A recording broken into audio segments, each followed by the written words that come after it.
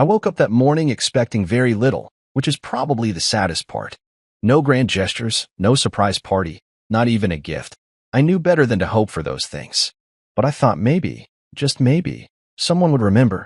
A card, a hug, a happy birthday over coffee. Something that would say, you matter, even just a little. That wasn't too much to expect from your own family, was it? The sun had barely stretched into the sky when I sat up in bed. The house was already moving without me. I could hear movement in the kitchen, clinks of glass, the low hum of voices, laughter. It was a familiar sound, but it didn't feel like it belonged to me. Not that morning. I pulled on my shirt, padded quietly down the hall, and stepped into the kitchen. Mira was already dressed, hair done, makeup light but polished, that familiar vanilla perfume floating around her like a soft warning.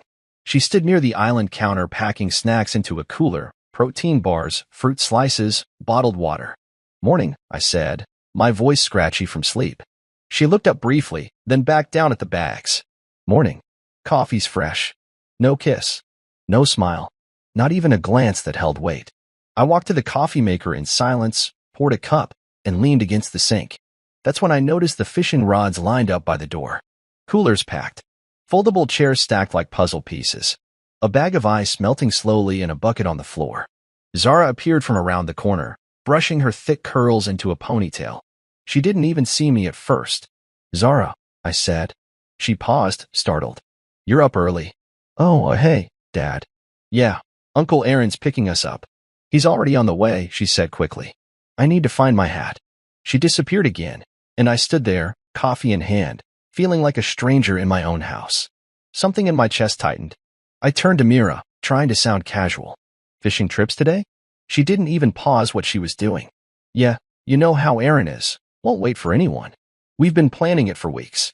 I nodded slowly. "Today's also my birthday." It came out calmly. No accusation, no expectation.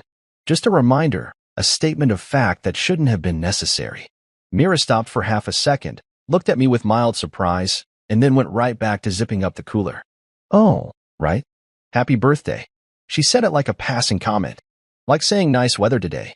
Then she added, "We'll celebrate later this week or something. Maybe order in." I wanted to ask why. Why it had to wait. Why my birthday was treated like an inconvenience they forgot to cancel. But I didn't ask. I didn't even flinch. I just sipped my coffee and let the bitterness settle on my tongue. Zara came bounding down the stairs again, pulling on her hoodie. "Uncle Aaron's here," she shouted, grabbing a bag and rushing toward the door. Mira followed behind her, pausing just long enough to lean in and kiss my cheek. Light, distant, like a favor to an acquaintance. "Don't wait up," she said with a half-smile. And then the door opened. Cool air drifted in. I watched my wife and daughter climb into the truck, laughing as Aaron honked the horn and shouted something about the best fishing spot being 2 hours away. Mira waved lazily through the window. Zara didn't look back at all. Then the door closed. Just like that. The house fell into a silence so heavy, I could hear the clock ticking in the hallway. I stood there, still holding my coffee, staring at the spot where their shoes used to be, now empty. I wasn't angry yet. I wasn't sad either, not the kind of sadness that breaks things. It was quieter than that. Numb. Familiar. I walked to the living room and sat in my usual chair. The same chair I sat in when Zara took her first steps. The one I fell asleep in when Mira was in labor. The one I repaired last fall after the leg cracked. I sat there and waited for the emotions to catch up to me, but they didn't come the way they used to. I looked at my phone. No messages. No calls. No reminders set on anyone's calendar, clearly. I took a sip of my coffee, now lukewarm, and let my eyes settle on the framed photos on the shelf. One from Zara's 12th birthday, her smiling with cake smeared on her face, Mira hugging her from behind, me in the background holding up a sparkler. Another photo from our anniversary trip years ago, when we could still hold hands without tension. All those captured smiles, they didn't feel like memories. They felt like someone else's life. I wasn't expecting a parade. I didn't need streamers or balloons. But what I did need, what I had quietly hoped for, was to matter. Just for a day. One day a year. Instead, I was left with an empty chair, a cup of coffee, and the realization that the people I loved most had chosen someone else's plans over celebrating mine. I stared out the window, watching a single bird land on the porch railing. It hopped twice and flew off again. That morning I had woken up hoping for something small. But now, what I had was even smaller than that. Less than small. It was invisible, forgotten, and it wasn't the kind of thing I could ask to be fixed. Because asking to be remembered, that's not something you should have to do. So I didn't call. I didn't send a reminder text. I didn't beg for attention or cry in the bedroom. I sat in my chair, feeling the shape of the absence they left behind, and made a quiet promise to myself. If they didn't want to remember me, then fine. But I'd make damn sure they never forgot what they missed. I didn't move much that day. After the door closed behind them, I just sat there, letting time pass like rain on a windshield. You don't stop it. You don't chase it. You just watch it fall. The clock ticked, the coffee cooled, and I stayed in that same chair long enough for the shadows in the room to shift from morning light to the gray tint of late afternoon. But I wasn't stuck. No, not this time. Something inside me had begun to shift, not out of anger, not even out of sadness, but from a quiet, steady realization. I'm done begging to be seen. I had spent too many years giving, showing up, helping, fixing, covering, forgiving. I wasn't keeping score, but still, deep down, you expect something back. You hope that if you love consistently, they'll love you just as steadily in return. But love that has to be reminded to show up isn't love. It's convenience. And on my birthday, I learned exactly where I ranked in their lives, somewhere beneath bait, fishing rods, and my brother's weekend plans. I walked outside and sat on the back porch with a second cup of coffee, this time intentionally letting it go cold. The wind rustled through the old oak tree, shaking a few early brown leaves loose. Fall was coming. A quiet season. A season that matched what I felt, bare, reflective, and ready for change. Across the yard, the neighbor's boy was throwing a tennis ball to their dog. He waved at me. I waved back. It hit me then. I had never once been too busy for a moment like that. Not for my daughter, not for my wife. I was the kind of man who stopped mid-project to help with homework, who paused late-night work to talk about dreams or fix a broken charger or drive across town because someone forgot their textbook. I'd made myself available for everyone, except myself. And now, I was tired. Not the kind of tired that sleep fixes. The kind of tired that sits in your bones. That whispers no more. That nudges you to do something different, something bold. But bold didn't mean loud. I wasn't going to scream or slam doors. No, that's not my way. I was going to do something more effective. I was going to show them. I stood up slowly, joints popping from the long sit, and went back inside. The house was still quiet. Their absence clung to the walls like dust you can't see until sunlight hits it just right. I glanced at the fridge where old magnets held up expired coupons and a chore list no one followed anymore. In the middle of it all was a photo from 3 years ago, Zara's 16th birthday party. She had wanted a 90s theme. I built a mini dance floor in the garage, strung up colored lights, even borrowed an old boombox from a coworker. Mira laughed that night, genuinely. Zara said it was the coolest party ever. They used to celebrate. But somewhere along the way, I'd become the one-man support team. No cake. No decorations. Not even a dinner reservation. Not anymore. I opened a drawer, pulled out a yellow notepad, and wrote 3 simple words. It stops here. Not the marriage, not the relationship with my daughter, but the invisible version of me. The version that only existed when there was something to fix, money to be sent, chores to be done. That version was gone. Later that evening, when the house still remained empty, I ordered takeout, just for me. Thai noodles and mango sticky rice, because I like them. No one ever wanted it when I suggested it, but that night wasn't about anyone else. I sat at the table alone and didn't feel sorry for myself. I felt clear. There's power in silence when you stop resisting it. It becomes a mirror. And in that mirror, I saw a man who had been worn thin, not from neglect, but from loving people who had forgotten how to love him back. I wasn't going to lecture them. I wasn't going to make speeches or send dramatic texts. I'd done the emotional labor of keeping this family warm. Now, they could learn what the cold felt like. The next morning, I woke up early, earlier than I needed to. Made coffee again, but this time, I sat with a pen and started thinking. Not sulking, planning. What if I celebrated myself? What if, instead of waiting for them to come around, I did something for me? Something simple. Something bold. I thought about who in my life had truly shown up for me, not out of obligation, but with heart. A name came to mind. Harold. My older cousin. He was once a chef before retiring to the countryside. We hadn't spoken in a while, but he always remembered my birthday, except maybe this one. I picked up the phone and called him. Jules. His voice boomed like it always had. You still breathing, man? Breathing, but a little lighter than I was yesterday. He chuckled. You sound like you just hit some kind of truth. Something like that, I said. Listen, I want to throw something small this weekend. Not a party. Just something that reminds me I still exist. Would you come? There was no pause. Say when and what to bring. I'll cook. That was the first domino. Next, I called Nia. She was a local musician, half soul, half jazz, all heart. Years ago, she was struggling to pay tuition at the community college. I'd met her at a coffee shop and ended up covering one of her semesters after hearing her play guitar for tips. We'd kept in touch. Not closely, but enough. When I asked if she'd be willing to play a few songs in the backyard, she said, for you. I'll bring the whole damn band. Then Corey. He was 15 when I met him. A neighborhood kid with no father figure. I gave him odd jobs, taught him to change a tire, balance a checkbook. He once said, "You're the reason I didn't give up." Now he had a wife and a baby of his own. When I called, he didn't even let me finish. Tell me what to wear, he said. We'll be there. That day felt different. My feet were light.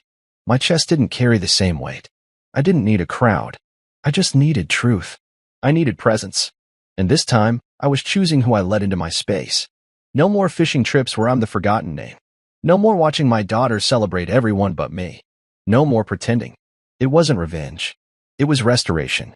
By the time Mira and Zara got back that evening, I had already printed a simple invitation and slid it under the fridge magnet. This Sunday. Backyard. Food, music, laughter. Bring only love. Mira glanced at it, read it, and smiled faintly.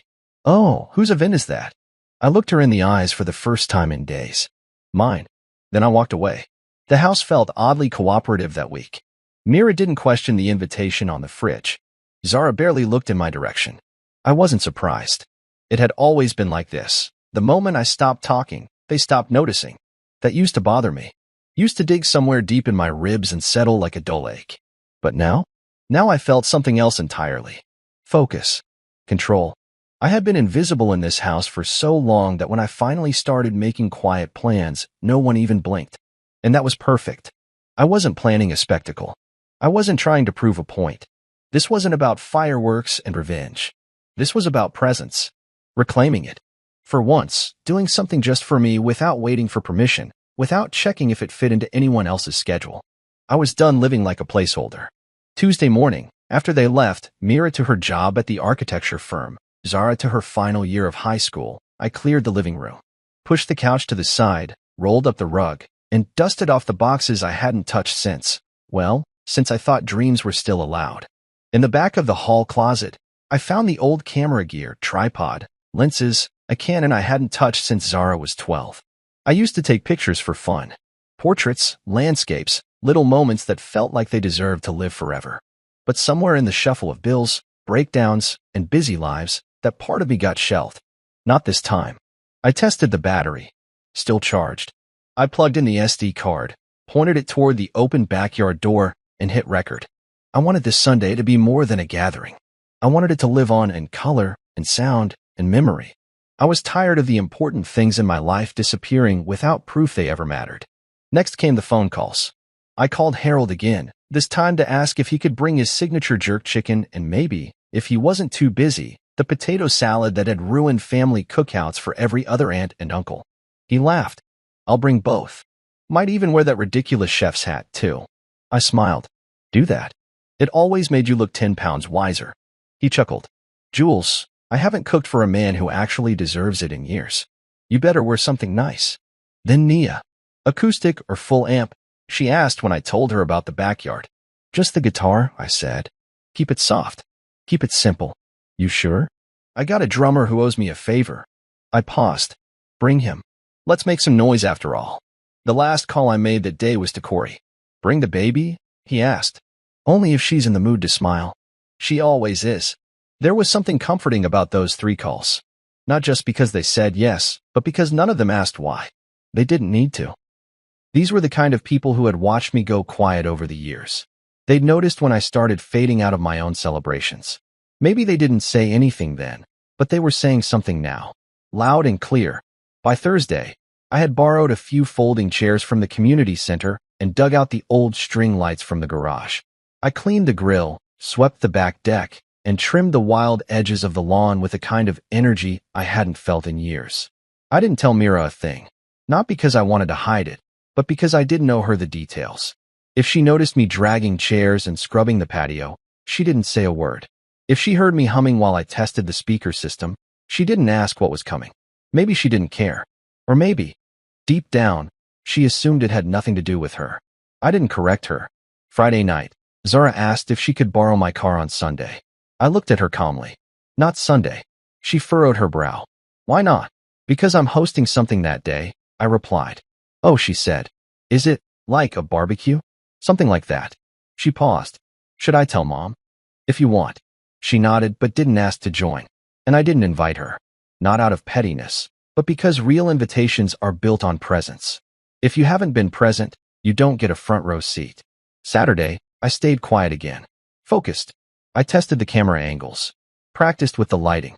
Harold texted to say he'd be bringing a few friends who remembered me from back in the day. People who asked about you, he wrote. That meant more than I could explain. Nia confirmed her time slot. Corey sent a photo of the baby smiling in a pink sun hat with the message, ready for showtime. I don't remember the last time I smiled that hard reading a text. By sundown, I had printed a simple chalkboard sign for the yard. Today is a good day. No hashtags. No balloons. Just truth. As I stood in the backyard, watching the final colors of sunset drip over the fence line, I took a long breath. A still one. I realized something. This wasn't just a gathering. This was the first time in years I had built something with no audience in mind except myself. Not to impress Mira. Not to win Zara over. Just me. I thought about all the birthdays I had celebrated for them. The scavenger hunts, the handmade cards, the surprise trips, the emergency cake runs at 10 p.m. because chocolate frosting was a must. I thought about the years I gave and never kept track until now. Until I saw the return on investment. And it was silence. This Sunday, I wasn't looking for payback. I was reclaiming the kind of joy that didn't need witnesses to feel real. That night, while Mira watched a movie in the bedroom and Zara scrolled through her phone in the living room, I stepped outside to the porch again. Just me and the lights I'd hung. The faint buzz of summer's end in the air. I imagined the sound of laughter, the clink of glasses, the soft strum of guitar. I smiled to myself. They had chosen to leave me behind on the day I was born, and that told me everything I needed to know about how small I had allowed myself to become in their world. But come Sunday, I wasn't going to be small anymore. I was going to remind myself, quietly, gently, fully, that I was never the problem. I had just been too patient with the wrong kind of silence. Sunday arrived with a kind of stillness I hadn't felt in years. The kind that wraps around your morning and whispers, today will be different. I woke up early, earlier than usual, and not because I had to, but because I wanted to. There was no panic, no list of errands, no one rushing me out of the way to get to their plans. Just me, the open space of the backyard, and the promise of something real. I stepped outside barefoot, the grass still wet with dew. The string lights I'd hung 2 days earlier were gently swaying in the breeze. The chairs were already arranged in a half-moon under the oak tree, and the grill stood cleaned and ready, like it knew its moment had come. Everything was quiet, but not empty. It was the kind of quiet that holds its breath before the joy arrives. I made coffee and stood at the kitchen window, looking out at the backyard as the sun broke through the horizon. That morning, Mira didn't ask what I was doing. She barely looked up from her phone. Zara was still in bed. I didn't bother them. This wasn't their story today. Around 11, Harold's old pickup truck pulled into the driveway. He got out wearing a red apron, a wide straw hat, and a grin that could break tension in any room. You ready, birthday boy? He called out as he slammed the tailgate. I walked outside with a smile and hugged him tight. I've been ready for years. He popped open the back of his truck and started unloading trays of seasoned meat, tubs of homemade salad, and a cooler that had to weigh more than both of us combined. I brought extra. You never know when good food attracts a few extra folks. Soon after, Nia arrived in a rusted blue hatchback, carrying her guitar in one hand and a speaker in the other. She wore a denim jacket covered in patches and a beaming smile. Tell me where to plug in, she said. And tell me who needs to cry first, 'cause I got some songs that'll break hearts in all the best ways. We laughed as she sat up beneath the oak tree. She tuned her strings, tested her mic, and started softly playing while Harold lit the grill. The scent of jerk chicken started curling through the air like a warm invitation. Then Corey showed up, his wife in a sundress, their baby wrapped snug against her chest.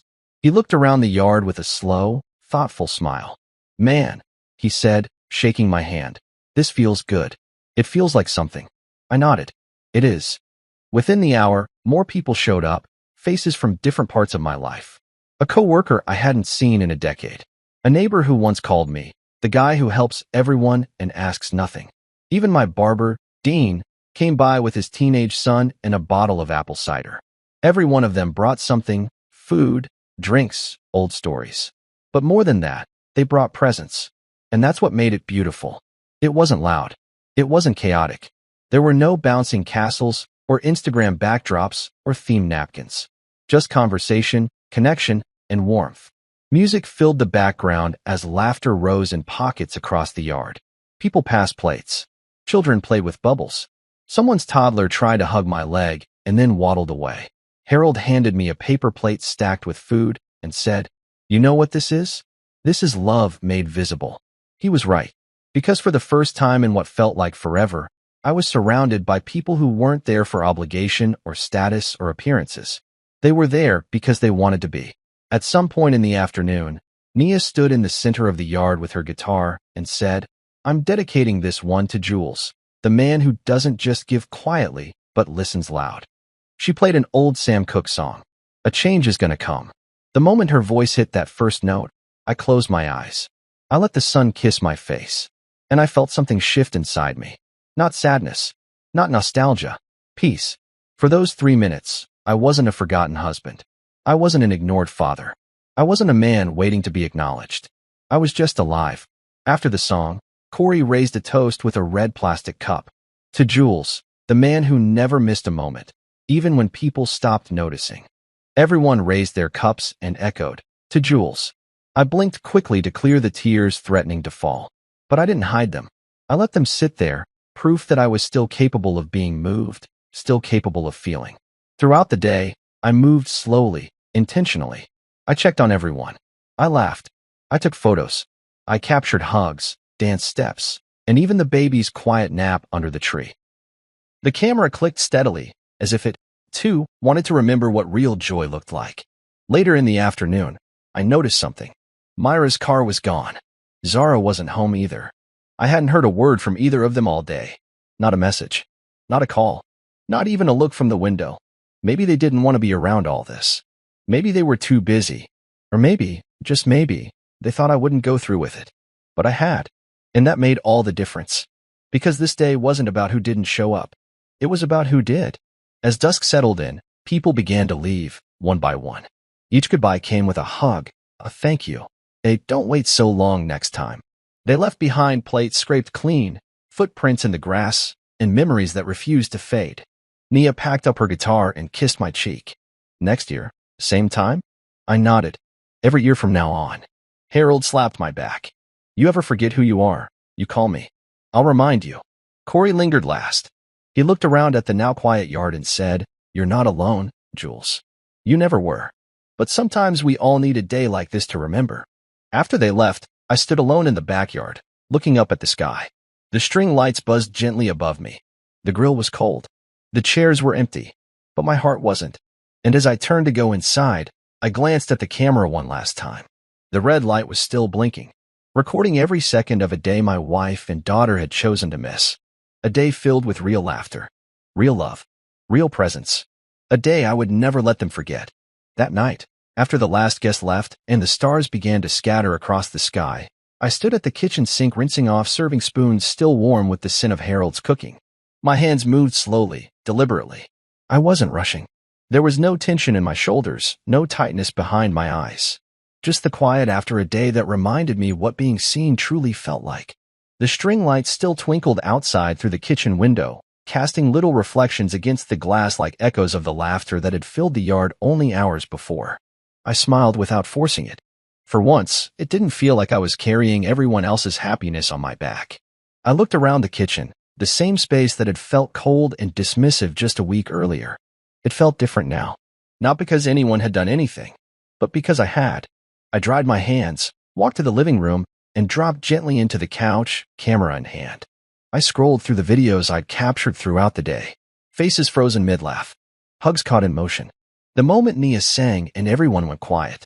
A short clip of Corey's baby giggling when someone blew bubbles. All of it felt sacred. Not because it was loud or perfect, but because it was honest. And then the thought hit me, they missed all of this. Not just the food. Not just the music. They missed me. The real me. The one who laughed freely. The one who wasn't adjusting himself to fit into a shrinking box of convenience.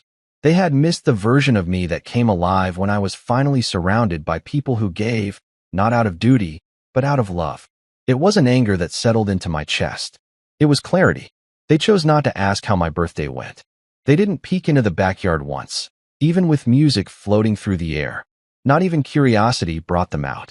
And in that silence, I realized something deeper than disappointment. I realized I wasn't invisible. I was ignored. That was a different kind of ache. I checked my phone, still no texts. No missed calls. Just a photo Mira had posted earlier that day. It was from the fishing trip the weekend before. A group picture, all smiles. And in the caption, just 5 words. Best weekend ever. #family. It wasn't the words that hit hardest. It was the casualness. The unbothered confidence of someone who didn't think twice about what they left behind. I clicked through to Zara's page. She'd posted nothing. Nothing about me. Nothing about the day. Just a story from that morning showing her matcha latte with a lazy Sunday sticker slapped across the screen. And that's when I knew. There wasn't going to be a conversation. Not from them. They'd forgotten my birthday. Not because they were too busy, but because I had become so habitual in their lives that they assumed I'd just take it. That I'd absorb the hurt and smile like I always did. I had trained them to treat me this way. And I was done. So I got to work. The footage wasn't just for memory anymore. It was for message. I opened my laptop and began sorting through the clips. I edited out the parts where people were adjusting the camera or fixing their hair. I focused on the moments that mattered. I found the second Nia's voice cracked slightly during the Sam Cooke song and zoomed in on my closed eyes. I clipped Corey's toast and matched it with a photo of him and his daughter hugging me. I placed Harold's laugh right after a shot of him cooking on the grill. And the sound of gentle clapping when I blew out a candle someone stuck into a store-bought cupcake. It wasn't a cinematic masterpiece, but it was real. And more than anything, it was mine. I worked on it late into the night, my face dimly lit by the screen as I added the final text slide. This was the happiest I've felt in years. Not because it was perfect, but because it was honest. You weren't there. Not because you couldn't be, but because you chose not to be. I hope your weekend was worth what you missed. After I rendered the video, I selected stills from it. Harold serving a plate, Nia laughing under the tree, Corey's baby holding my finger, and I printed them. I placed them carefully into a photo album. Each image, a small truth. Each smile, a quiet reminder. I left the last page blank except for a handwritten message. Sometimes people need to see what love looks like when it isn't forced. This is what you missed. Not a party. Not food. Me. I packaged the USB with the photo album, wrapped it neatly in matte black paper, and tied it with a simple gold ribbon. There was no anger in the way I folded the corners. No bitterness in the way I tied the bow. Only purpose. I placed the package on the kitchen counter, the same counter Mira had once filled with surprise cakes for Zara, handmade cards for her mother, wine glasses for dinner guests. This time, it held something she couldn't ignore. I stood there for a moment after setting it down. This wasn't about payback. This was about clarity. Proof. A mirror held up to a house that had stopped reflecting me long ago. I turned off the lights, went to bed, and slept better than I had in months. No dreams. No tossing. Just peace. The next morning, I woke early again. Made coffee. Watched the sun stretch across the living room rug. Mira came downstairs first, her heels clicking softly against the floor as she moved toward the fridge. She paused when she saw the package. She didn't say anything. She just looked at it. She read the label, her name and Zara's, handwritten in black ink. She held it for a long time, then set it down again. Didn't open it. Didn't ask. Later that morning, Zara came down and saw it too. Her brows furrowed. She picked it up, looked at me, and asked, "What's this?" "You'll see," I said, calmly. She set it next to her cereal bowl. And that was it. They didn't open it that day, but I knew they would. Because curiosity has a way of creeping into silence, especially the kind born out of guilt. That night, as I sat out back again, watching the lights blink across the fence, I didn't feel angry. I didn't feel vindicated. I just felt free. I had stopped waiting for their permission to feel seen, and they were about to see what that looked like. The package sat on the counter for 2 days. Untouched, unopened, untalked about. Each morning, I'd pass it on my way to the kettle. Gold ribbon still perfectly tied, matte black paper without a wrinkle. Like a question left hanging in the air, waiting for someone to care enough to answer it. Mira walked past it every time she made her coffee, as if it wasn't there. Zara looked at it once, twice, even paused once like she might unwrap it, but then didn't. It was the kind of silence that screams. But I stayed still, said nothing. I wasn't going to push. That was the point. They needed to want to know. They needed to choose curiosity, choose to face what they missed. By Wednesday evening, I started editing again, not out of spite, but because something in me wanted to preserve more of that day. I added captions, titled the video, "What You Missed." I wasn't planning to post it anywhere. This wasn't for the world. It was personal. A time capsule of something they'd thrown away like an old grocery list. At one point, I looked at the photo album again, flipping through the pages slowly. Each image whispered something, not just what I'd felt, but what they failed to feel. Zara's first birthday? I stayed up until 3 a.m. making decorations by hand because the party planner canceled last minute. Myra's promotion dinner? I spent half my paycheck on a private chef and rented linens. I've celebrated every milestone with my full heart. But mine? Apparently, mine was just optional. And so, that package became more than just a memory. It was a message wrapped in gold ribbon. On Thursday evening, I came home from the gym and saw the package was gone. It had finally moved. I didn't ask where it was. Didn't search. If they were ready, they were ready. If not, it wasn't my job to help them open their eyes. But something was different in the air. I could feel it the moment I stepped through the door. Zara was in the living room, quiet, curled up on the couch with a blanket she usually kept folded in her room. No phone in hand, no music playing in her earbuds. Just stillness. Mira was in the kitchen, rinsing out a wine glass. No hum under her breath like usual. Her movements slower, more careful. She didn't say anything when I walked in. Just glanced at me and looked away. I went upstairs. Changed. Took a shower. By the time I came back down, the photo album was sitting on the dining table. Unwrapped. Opened. Face up on the last page. My message written in plain ink on cream paper. You missed more than a birthday. You missed proof of how I am loved, not for what I give, but for who I am. The room smelled faintly of the candle Mira always lit when she needed to relax. But it didn't smell warm. It smelled like guilt. I didn't say anything. Just walked to the fridge, poured a glass of water, and leaned against the counter. Zara was watching me now. Not intensely, not defensively. Just watching. She finally spoke. I didn't think it mattered that much, she said.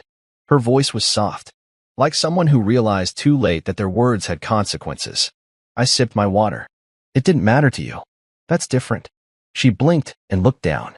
I guess I didn't think. I don't know. You've never made a big deal about your birthday. I nodded, because I didn't want to have to ask to be remembered. The silence that followed was thick. Mira stepped in then, towel in hand. She dried her palm slowly, as if trying to buy time. I can't lie, she said, not looking directly at me. That video, it hurt to watch. I raised an eyebrow. Good. Her head turned then. Not in anger. Just surprise. I didn't make it to hurt you, I added. But I'm glad it did hurt. Because maybe now you understand how it felt to sit here alone. To be so easily dismissed that my own birthday didn't even register as worth staying home for. Mira sat down at the dining table, her hands resting near the photo album but not touching it. I thought the fishing trip was just a tradition, she said. Something harmless. It's not about fish, I said. It's about priority. That truck drove away with my family in it, laughing. On my birthday. And I sat here, wondering how I became the man no one remembered.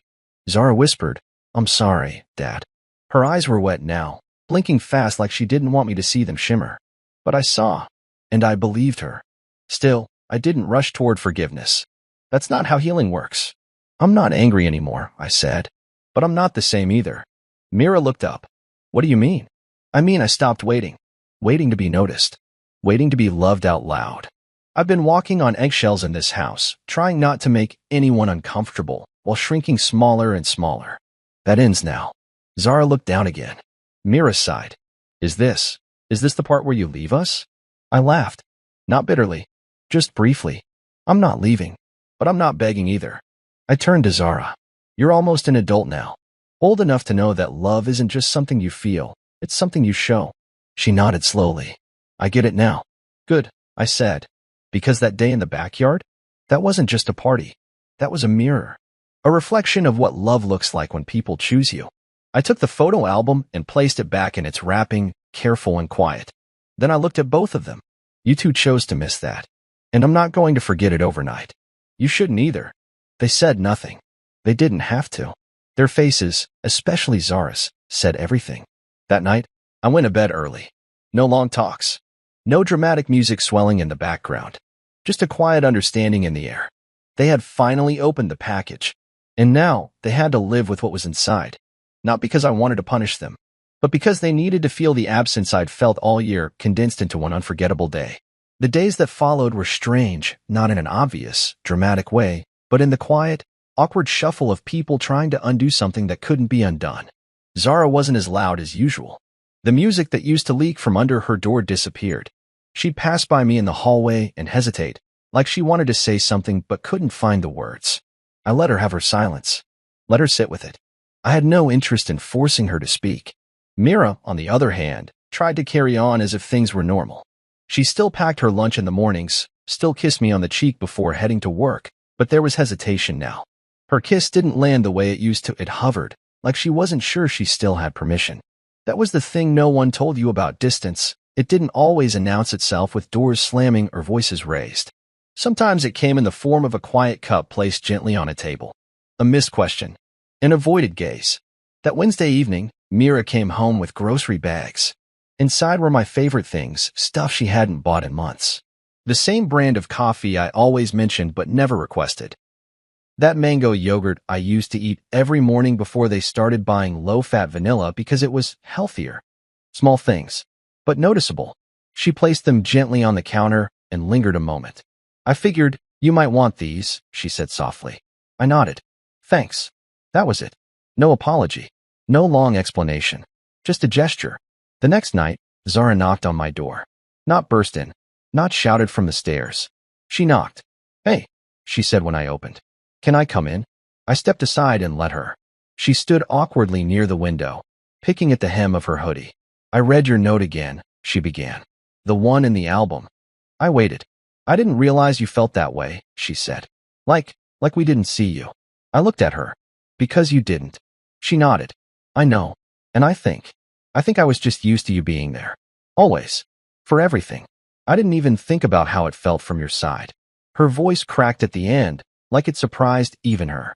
I didn't interrupt. I just listened. That's what I'd always done. But when I watched the video, she continued, it hit me. Watching other people say things I should have said. Seeing how happy you looked. Like you didn't miss us at all. That's not true, I said. I did miss you. I just didn't wait around for you to show up.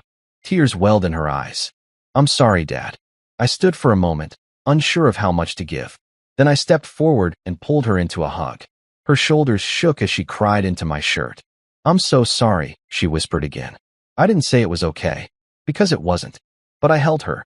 Forgiveness isn't a light switch, it's a slow sunrise. And in that moment, the first rays began to show. The next day, Mira set the table for dinner. She hadn't done that in a while.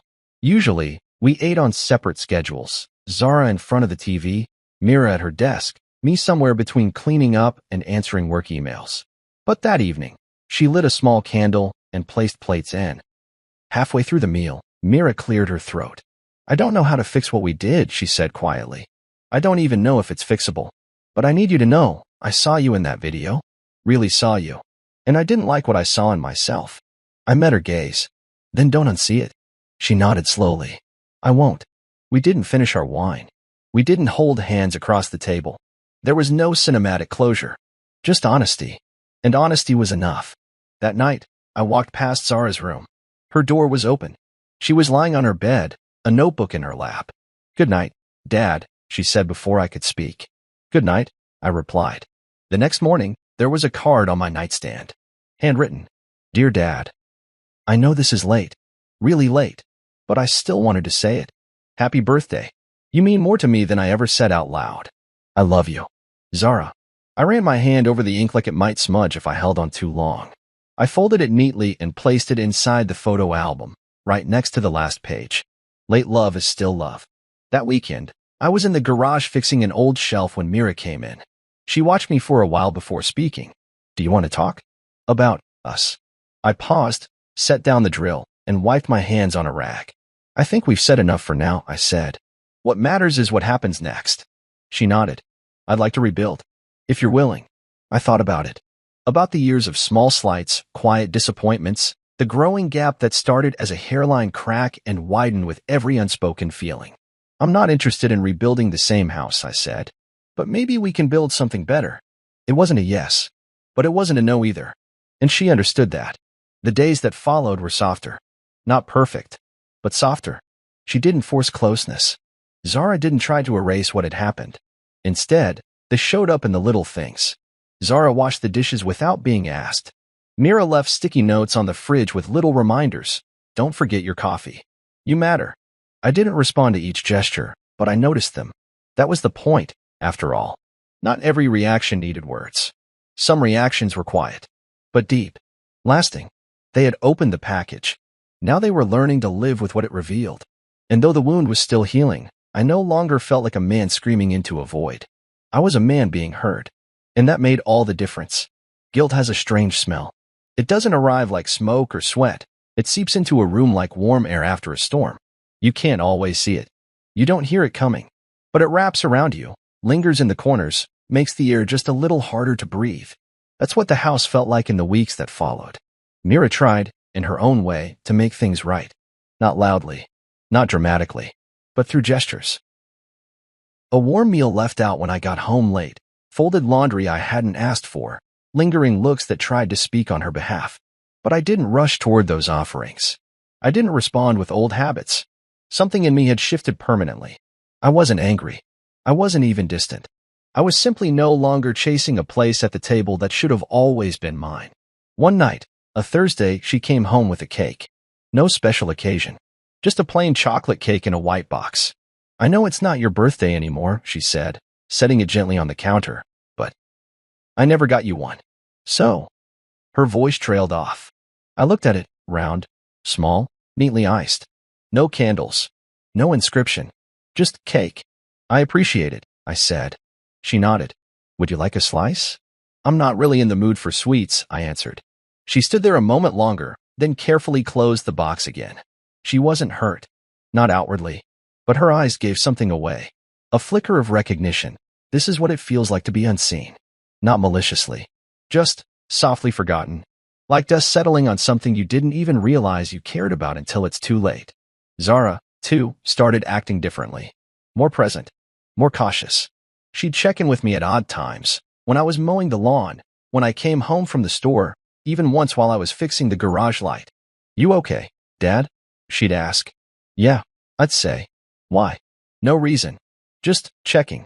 I never told her to stop asking. But I didn't always answer either. Some questions weren't meant to be answered out loud. Sometimes people need to sit with what they did and let the silence do its work. I could see the guilt working its way through both of them, each trying to repay a debt that couldn't be measured in favors or desserts. But I didn't want repayment. I wanted recognition. And not the quick kind. The lasting kind. The kind that changes how someone looks at you, even when you're not speaking. One Saturday morning, Mira sat beside me on the porch. She didn't bring a book. Didn't bring her phone. Just a cup of tea and a quiet presence. I've been thinking, she said after a long stretch of silence. I waited. I used to tell my friends how lucky I was. That I had a husband who didn't complain. A man who didn't ask for much. Who let me be independent. I wore it like a badge. I raised an eyebrow. You mean, I made your life easier? She sighed. Yeah, I did. But I never asked if that was making your life any better. We sat in silence for a few moments. It's easy to praise someone who stays quiet, I said finally. It takes more to ask why they had to. She didn't argue. Didn't flinch. I thought I was being a good wife, she continued. Holding the house together, raising our daughter, working, keeping things steady. But I confused survival with connection. I assumed that if you weren't yelling or leaving, then everything was fine. I looked out across the lawn, the sun beginning to stretch its arms across the grass. You know what hurts more than being yelled at? I asked. What? Being overlooked. It's a quieter kind of pain, but it lingers longer. She nodded. I feel like I looked up one day and realized you weren't standing next to me, I said. You were standing ahead of me, with your priorities, your routines, your celebrations. And I was just somewhere behind, waiting to be remembered. Myra's voice cracked then. Just a little. I remember now. I know, I said. But memory isn't magic. It doesn't undo anything. It just gives you a chance to choose better next time. She placed her cup on the rail. I want to do better. I know, I said again. But I'm not rushing to believe it. And I meant that. Not cruelly. Not in punishment. But because forgiveness, real forgiveness, takes time. And I had rushed so many parts of my life trying to keep everyone comfortable. I wasn't doing that anymore. Later that week, Zara came into the living room holding her laptop. Can I show you something? She asked. I set my book down. Sure. She sat beside me, opened the screen, and pressed play. A slideshow began. Photos of us from over the years. Ones I had forgotten even existed. Me holding her in the hospital. A camping trip from when she was 8. Her science fair when she lost and still smiled.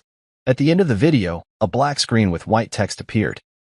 I've always been proud to be your daughter. I just forgot to say it out loud. I'm sorry I made you feel small. You've always been the biggest part of who I am. I turned to her. Her eyes were glassy, her mouth trembling. You didn't have to make this, I said softly. I know, she whispered.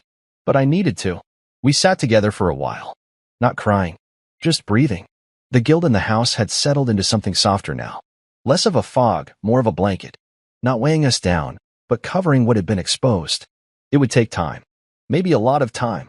But something had changed. I no longer felt like I had to prove I mattered. They had seen it, felt it, missed it.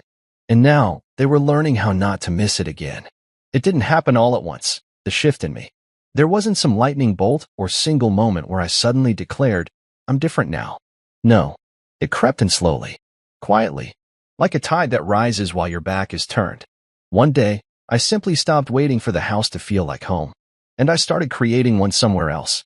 Not physically. I still lived under the same roof, slept in the same bed, ate at the same kitchen table, but my spirit had moved. It began with small things. I started waking up earlier than I needed to, not out of anxiety, but out of choice. I'd take a walk through the neighborhood before the world fully woke. No phone, no noise, just me and my footsteps on the sidewalk. It was like pressing reset on a life I'd once let drift too far from the shoreline. Then came the gym. I reactivated my membership. Not because I wanted abs or biceps or any of that. I just wanted to feel strong again. To remind myself that my body wasn't just a machine for carrying groceries or assembling furniture. I was more than what I gave others. I was someone worth investing in, even if I was the only one doing the investing. The next thing I did? I reconnected with the local rec center. I used to volunteer there years ago, teaching financial literacy workshops to kids and young adults. Back then, I thought I was just helping out. But the truth was, I was building something. A sense of purpose. A quiet corner of the world where I was seen. And that's where I returned. First, it was once a week. Then twice. Before I knew it, I was back every Saturday morning, whiteboard in hand, explaining budgeting and credit scores to high school seniors who reminded me of myself at that age, curious, nervous, searching. They listened to me. They asked questions. They called me Mr. Jules, even though I told them they didn't have to. One kid, Leon, stayed behind after class one day. You really like this, huh? He asked, stuffing papers into his backpack. Yeah, I said. I do. You talk like it matters. Like we matter. You do, I told him. He looked down, then smiled. Thanks.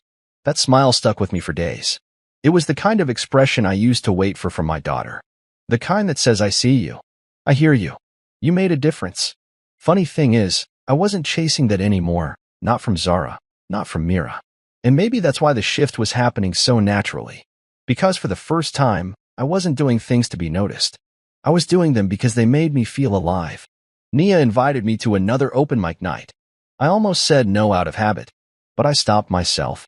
I put on a clean button-up, sprayed some cologne I hadn't used in years, and showed up. The bar was small, intimate. Exposed brick walls, low lighting, a little stage near the corner. Nia sang with her whole soul, and for the first time in a long time, I clapped not out of obligation, but because I felt something move inside me. When she finished, she walked over and hugged me. You glow different now, she said with a smile. Do I? Yeah. You used to look like you were trying not to disappear. Now you look like someone who knows who he is. That hit harder than I expected. I left that night feeling taller. And then there was Corey. We kept in touch more frequently now. He called just to check in, sometimes asking for advice about home repairs or fatherhood. Other times, he'd say nothing much at all. Just hey, how's your day? One Sunday, I helped him paint his garage. His baby daughter watched from her playpen while we rolled paint and talked about life. You ever think maybe these little things, is what it's all about? He asked, paint smudged across his cheek. I do now, I said. And I meant it. Because while the house I lived in still carried the weight of guilt and quiet apologies, I had found something lighter. Not happiness exactly, but wholeness. A sense that I didn't have to keep asking, do I matter? Because I knew now that I did. Not because of a birthday. Not because of who remembered me or who forgot. But because I had decided I did. Mira noticed, of course. One evening, as I came in from a late workshop, she watched me hang up my jacket and said, "You're different." I turned slowly. How so? You don't walk like you're waiting for someone to ask you how you're doing. I smiled. That's because I'm not. She nodded, chewing her bottom lip. You seem lighter. I am. She walked over and touched my arm. I'm glad, she whispered. But I didn't reach for her hand like I might have before. I let the moment stay where it was. A shared acknowledgement. No more. No less. Zara, too, started following the shift. She began volunteering at the same rec center after school. Said it was for extra credit, but I saw the way her eyes lit up when a kid asked for help on their homework. I saw how she smiled when I told her she did a good job. Real smiles. Not forced. We didn't talk about the birthday much anymore. But we didn't need to. It hung in the air like a landmark, something we passed on our way to something new. A reminder, not a weight. One afternoon, she brought home a plant. A small jade plant in a black ceramic pot. This is for your office, she said. It's supposed to bring luck and peace. I looked at it for a long time before saying, thank you. She shrugged. I figured, your new life deserves something green. That night, I placed the plant beside my laptop, beside the framed photo of me and Corey's baby girl at the backyard party. I looked at them both and thought, maybe this is the beginning of something I build from scratch. Not a new family, not a new house, but a new version of myself. And if they wanted to walk beside me as I built it, good. But I wasn't waiting anymore. The shift in me wasn't about rebellion. It was about rebirth. There's a kind of silence that arrives not from absence, but from reflection. The kind that fills a room after truth has been spoken and heard. That was the silence in our home now. Not tense, not strained. Just still. The package, the video, the birthday, that day had become a shadow, something always just around the corner of every conversation. No one brought it up directly anymore. But it hung in the air when Mira paused before speaking, when Zara knocked before entering my study, when the kitchen felt just a little more deliberate with every interaction. They had watched it. They had felt it. And now, they were living with it. I never asked them what they thought of the video. I didn't need to. I saw it written all over their faces. Myra's eyes were softer now, like they were always searching for ways to repair something without undoing the truth. Zara lingered longer in rooms we shared, sometimes starting conversations about anything but clearly wanting everything. I could feel the shift in them. But more importantly, I could feel the shift in me. I no longer lived waiting for them to catch up to my emotions. I no longer hoped they'd say the right thing to fill the cracks. I'd already built something sturdier within myself, within the spaces I moved in, within the people I now surrounded myself with. And that's when I realized the greatest revenge wasn't anger. It wasn't a dramatic exit or a cold shoulder or bitter silence. The greatest revenge was showing them the joy they missed. That morning, I printed one last photo. It was one I had taken without realizing it during the party, a timer shot that captured me mid-laugh, holding a plate of Harold's food, standing in the middle of the yard with people in the background smiling, talking, clapping. I looked alive and undeniably happy. I slipped it into a simple black frame and placed it on the mantel in the living room, right between a photo of Zara's 6th grade graduation and one from our last family vacation 5 years ago. I didn't say a word about it. But later that evening, I noticed Mira standing in front of the fireplace, staring at it. Her voice was quiet when she said, "You looked so free that day." I answered from behind her. She turned to face me. I should have been there. I nodded. You should have. She didn't defend herself. Didn't try to rewrite history. She just looked at the photo again and said, "That's the version of you I miss." The one I didn't realize was disappearing. I never disappeared, I replied. You just stopped looking. We didn't argue. We didn't cry. Some truths don't need dramatics. They just need to land. The next day, Zara handed me a flash drive. I edited something, she said. You can watch it whenever. That evening, I opened the file. It was a short montage, a quiet video of clips and photos, some pulled from old family tapes, some recent. She had titled it, Dad, We Remember Now. There were scenes of me teaching her to ride a bike, laughing with her in the backyard as a toddler, tying her shoes, walking with her hand in mine at the school gates. Moments I didn't even remember were being captured. The music underneath was soft piano and strings. No lyrics, just memory. At the end of the video, her voice came in. I'm sorry we forgot you. I'm sorry we let someone else show you what we should have. But I see you now, and I love who you are. I didn't cry. I thought I might, but I didn't. I just closed the laptop and sat with it. Not out of sadness, but peace. She had finally understood. Mira never saw the video unless Zara showed her. I didn't ask, but the next week, Mira did something I didn't expect. She hosted a dinner. Nothing fancy, just close friends. A few old neighbors. Corey and his family. Harold. Even Nia. She set the table. Made the food herself. No caterers. No shortcuts. At the center of the table was a small chalkboard sign. It read, Today is a good day. I walked in, stunned, and Mira smiled softly. I wanted to see your people. I wanted to see the joy I missed, she said. That night, she watched. Really watched. As Harold made people laugh with wild stories. As Corey toasted to second chances. As Nia played Under the Stars again. Zara stood beside her most of the evening, quiet but present. They both saw it now, not just what they had missed, but what had never required them to show up in the first place. I didn't speak about the birthday. Didn't mention the fishing trip. I didn't have to. They now lived with that memory the way I once did with weight. And that weight was their own to carry. After the guests left, I stood outside under the string lights again. Same place I had been weeks ago. But this time, I wasn't alone. Zara came up beside me. Do you think we'll ever make it up to you? She asked. I looked at her, my grown daughter who had once held my hand on Halloween and asked if monsters were real. You don't need to make it up, I said. You just need to remember. She nodded. I will. And then Mira stepped out too, wrapping a shawl around her shoulders. She stood on the other side of me, hands folded. We lost something, she whispered. But maybe we found something else. I didn't say anything, but I didn't move away. They needed that memory more than I did now. They needed to remember the empty seat at the table, the quiet birthday, the laugh they didn't hear, the love they didn't see. They needed to remember the day I stopped waiting and the version of me that blossomed because of it. And they would. Every time they looked at that framed photo. Every time they heard Nia's music again. Every time I smiled and it wasn't for them. That would be the memory they'd never shake. And that, more than anything, was the gift. I have always known I was different from the day I first stepped into Isabel's world, a world filled with glimmering promises and unspoken rules that I could never follow. From the very beginning, as I shook hands with her family, I sensed a coldness in their eyes and a quiet murmur that told me I was not meant to belong. Every word they spoke, every dismissive glance, made it clear that I was not the man they had imagined for their daughter.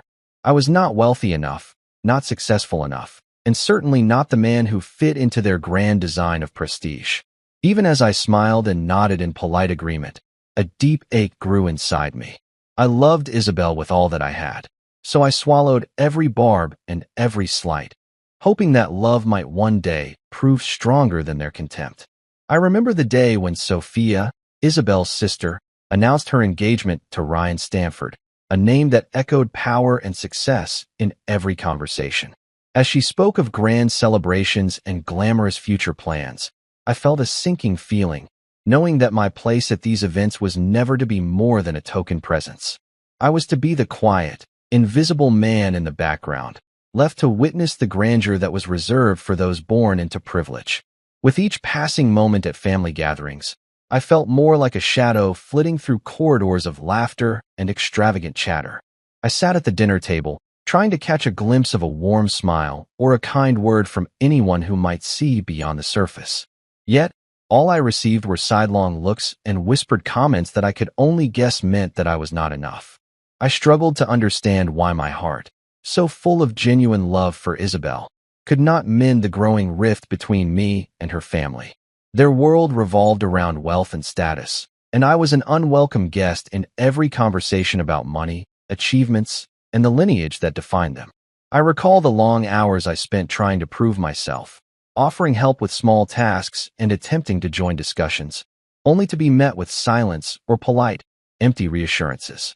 In those moments, I felt as if I were standing at the edge of a stage, forced to perform a role that was written for someone else, a role I could never embrace.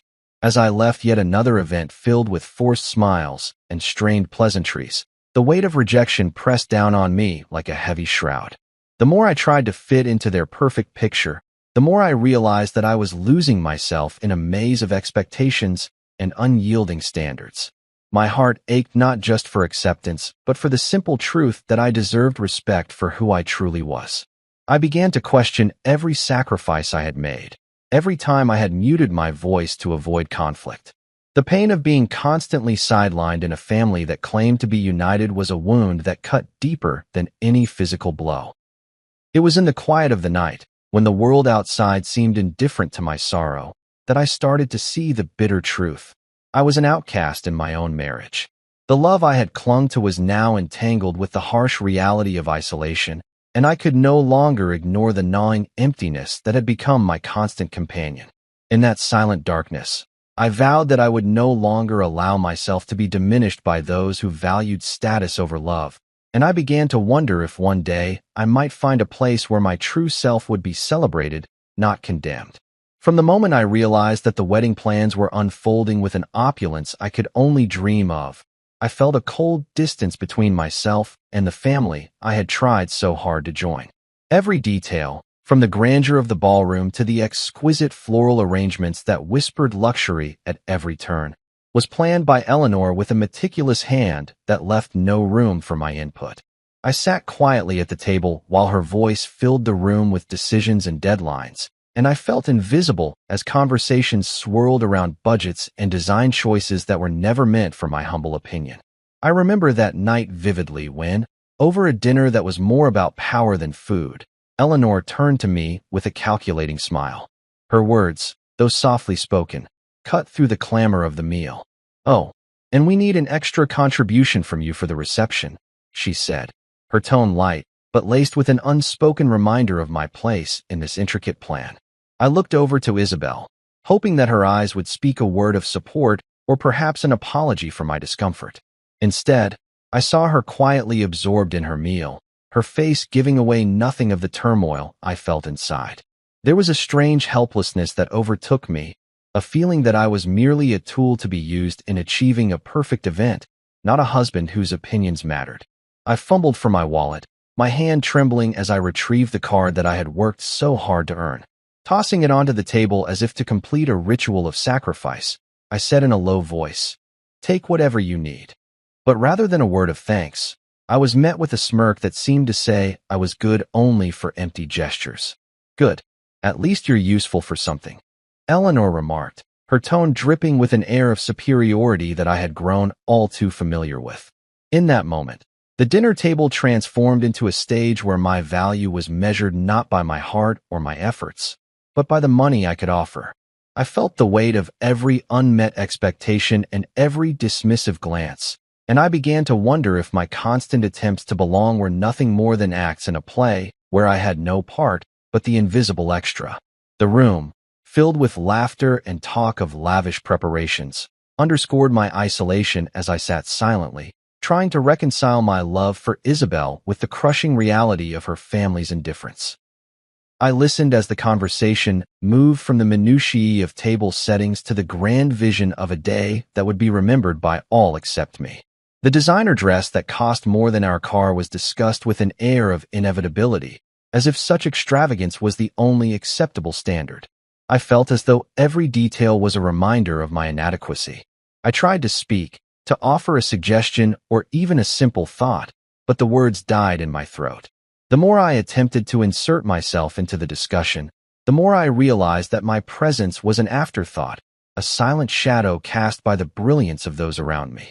Each passing minute deepened the feeling that I was an outsider in a celebration that had no place for someone like me. As the night wore on, my thoughts turned inward, questioning the sacrifices I had made in the name of love and belonging. I wondered if there would ever be a moment when I would feel truly seen, not as a bank account or a mere accessory to the perfect image they cherished. The stark contrast between the lavish plans and my own invisibility was a bitter pill to swallow, and I found myself drifting into a quiet resignation. Every polite smile and courteous nod only served as a reminder that my opinions were secondary, that my value was measured solely by the numbers I could contribute. With each passing moment, I felt further removed from the dream of a wedding meant to celebrate unity and love, and more like a display of wealth and status that left me adrift. In that silent despair, I recognized that I had been reduced to the role of the invisible husband, a man acknowledged only in the currency he could provide and not in the essence of who he truly was. I felt trapped in a role that was never meant for me, a silent observer in a world where every decision was dictated by wealth and status. I tried to hold on to the hope that one day my voice would matter, that the man who had sacrificed so much for love would be recognized for his true worth. Yet, with every calculated remark and dismissive gesture, that hope diminished further. The grand event they so eagerly planned was not meant to celebrate us as a couple, but rather to display their own superiority, leaving me stranded in a cold reality where my feelings were nothing but a trivial afterthought. My heart ached with the weight of unspoken words and suppressed anger, and as I sat there, I resolved that no matter how the night unfolded, I would no longer be defined by their expectations or their condescending standards. I would find a way to reclaim my identity, to stand tall and demand the respect that was rightfully mine, even if it meant walking away from the illusion of a perfect wedding and the promise of a life that was never truly shared. Every moment of that night etched itself into my memory as a testament to the silent suffering of being unseen, and though I sat there surrounded by the trappings of luxury, I felt emptier than ever, a ghost in a celebration that belonged to everyone but me. I spent days preparing for the wedding, dressing with hope that maybe this time I could be seen as a partner instead of an extra in Isabel's grand family play. On the morning of the reception, I stepped out of the hotel room feeling a blend of pride and dread. I had chosen a sharp navy suit, polished my shoes until they gleamed, and even practiced a smile in the mirror that I hoped would hide my inner turmoil. As Isabel and I entered the bustling reception hall, the room was filled with an air of celebration and quiet condescension. I tried to catch glimpses of genuine warmth among the guests, but the whispers and furtive looks told me I was not truly welcome. My heart pounded as I approached a table neatly arranged with elegant name tags, each tag representing a role in the carefully choreographed celebration. I hesitated before reaching for mine, knowing that the moment would mark yet another painful reminder of my outsider status. My hand trembled as I unfolded the crisp paper, expecting to see a simple label such as groom's brother-in-law or husband. Instead, my eyes met a single word that stung like a lash: housekeeper. For a long moment, I could not process the insult. I stared at the tag as if it were a cruel trick, my mind reeling with disbelief. The laughter of the guests around me turned into a chorus of mockery, every chuckle echoing the demeaning message. I felt the weight of every past slight and every unkind word, all culminating in that single moment of humiliation. In the midst of the chaos, I heard Eleanor's voice, smooth yet cutting, remarking, "You always want a role in the family, don't you? Here's one that suits you." Her tone was light, but every syllable dripped with disdain. I searched the crowd for Isabel, desperate for some sign that she would stand up for me, that she would reject the cruelty imposed upon me. Instead, I saw her glance at the tag and then lower her eyes, a small, nervous giggle escaping her lips. "It's just a joke," she whispered as she reached out and gently nudged my arm. I wanted to protest, to tell her that this was not a harmless jest but a wound that cut deep, yet I found my voice swallowed by shock and shame.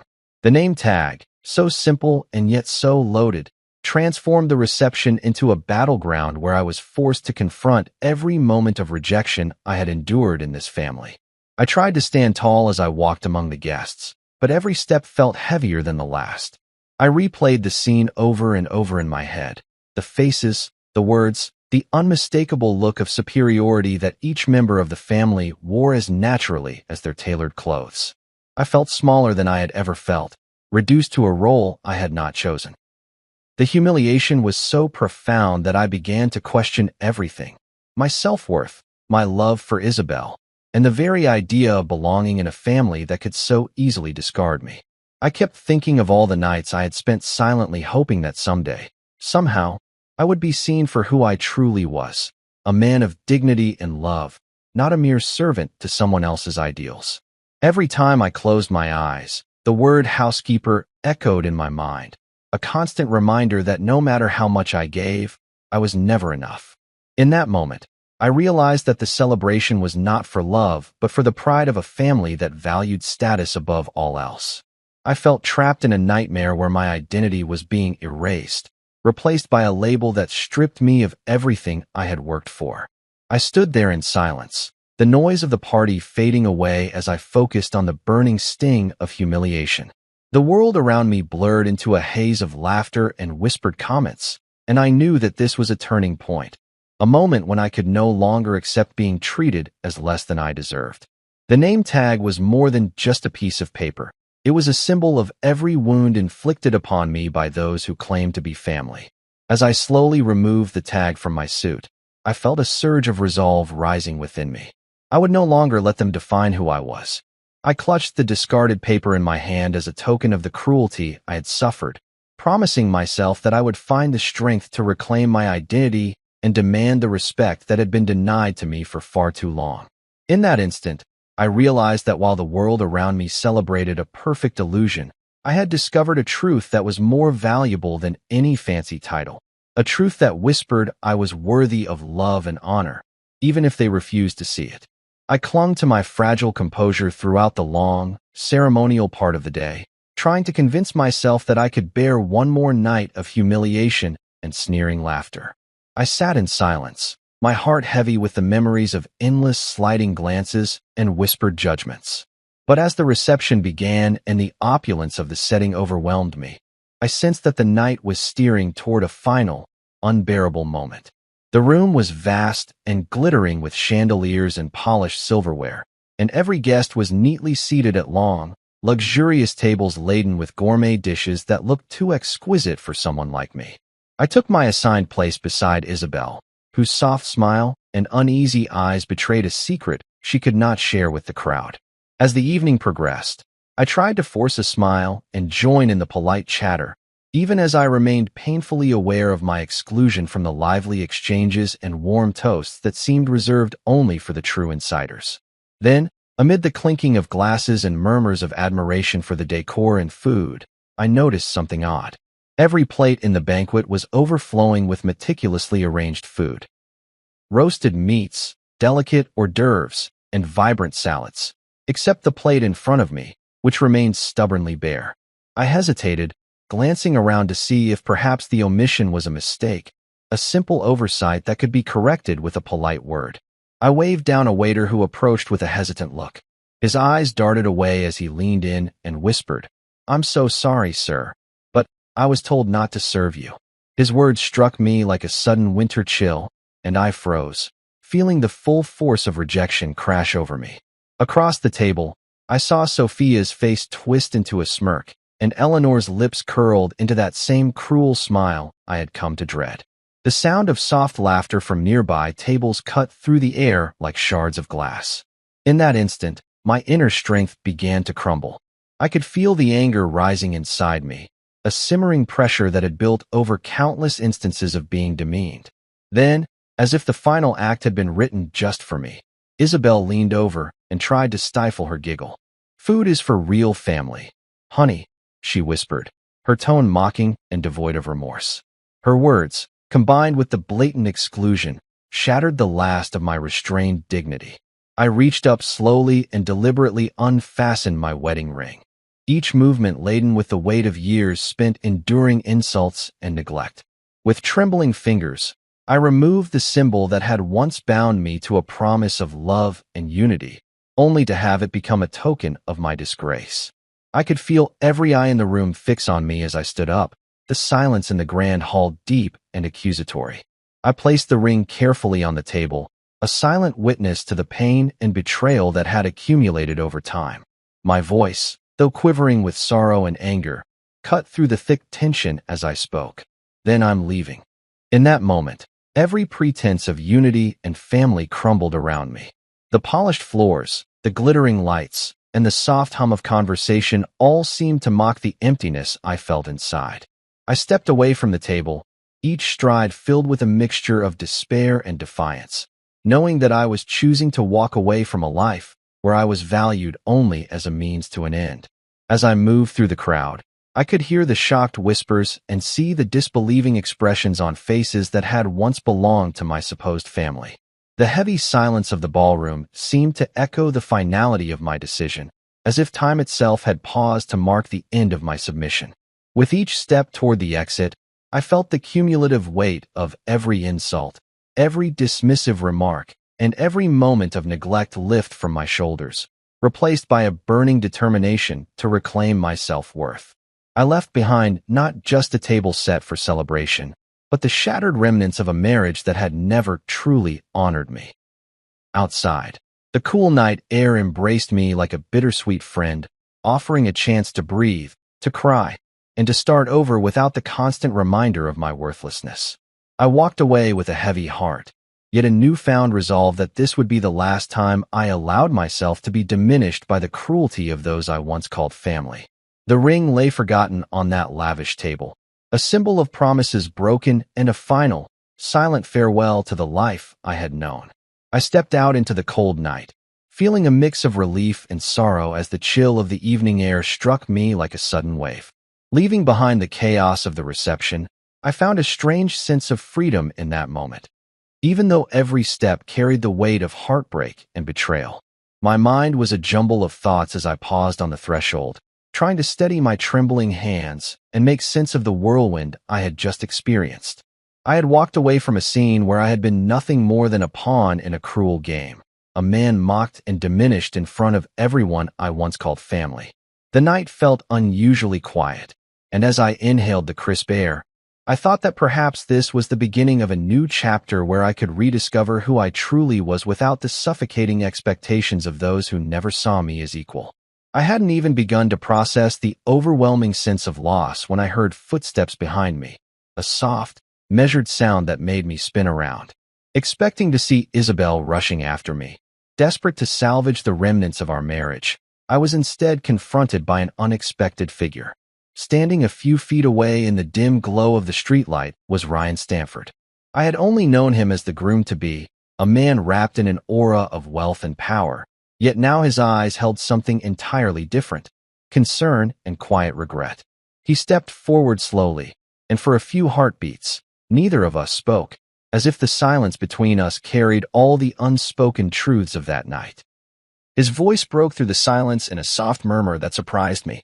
"I don't blame you," he said, his tone carrying a note of empathy that was as unexpected as it was comforting. Those simple words cut through the lingering bitterness in my chest. He continued, "If I were you, I'd leave too," his words resonating with a sincerity that made me question whether my decision to walk away was as rash as it seemed. I raised an eyebrow, my voice steady despite the tumult inside me, and replied, "You're about to marry into this nightmare."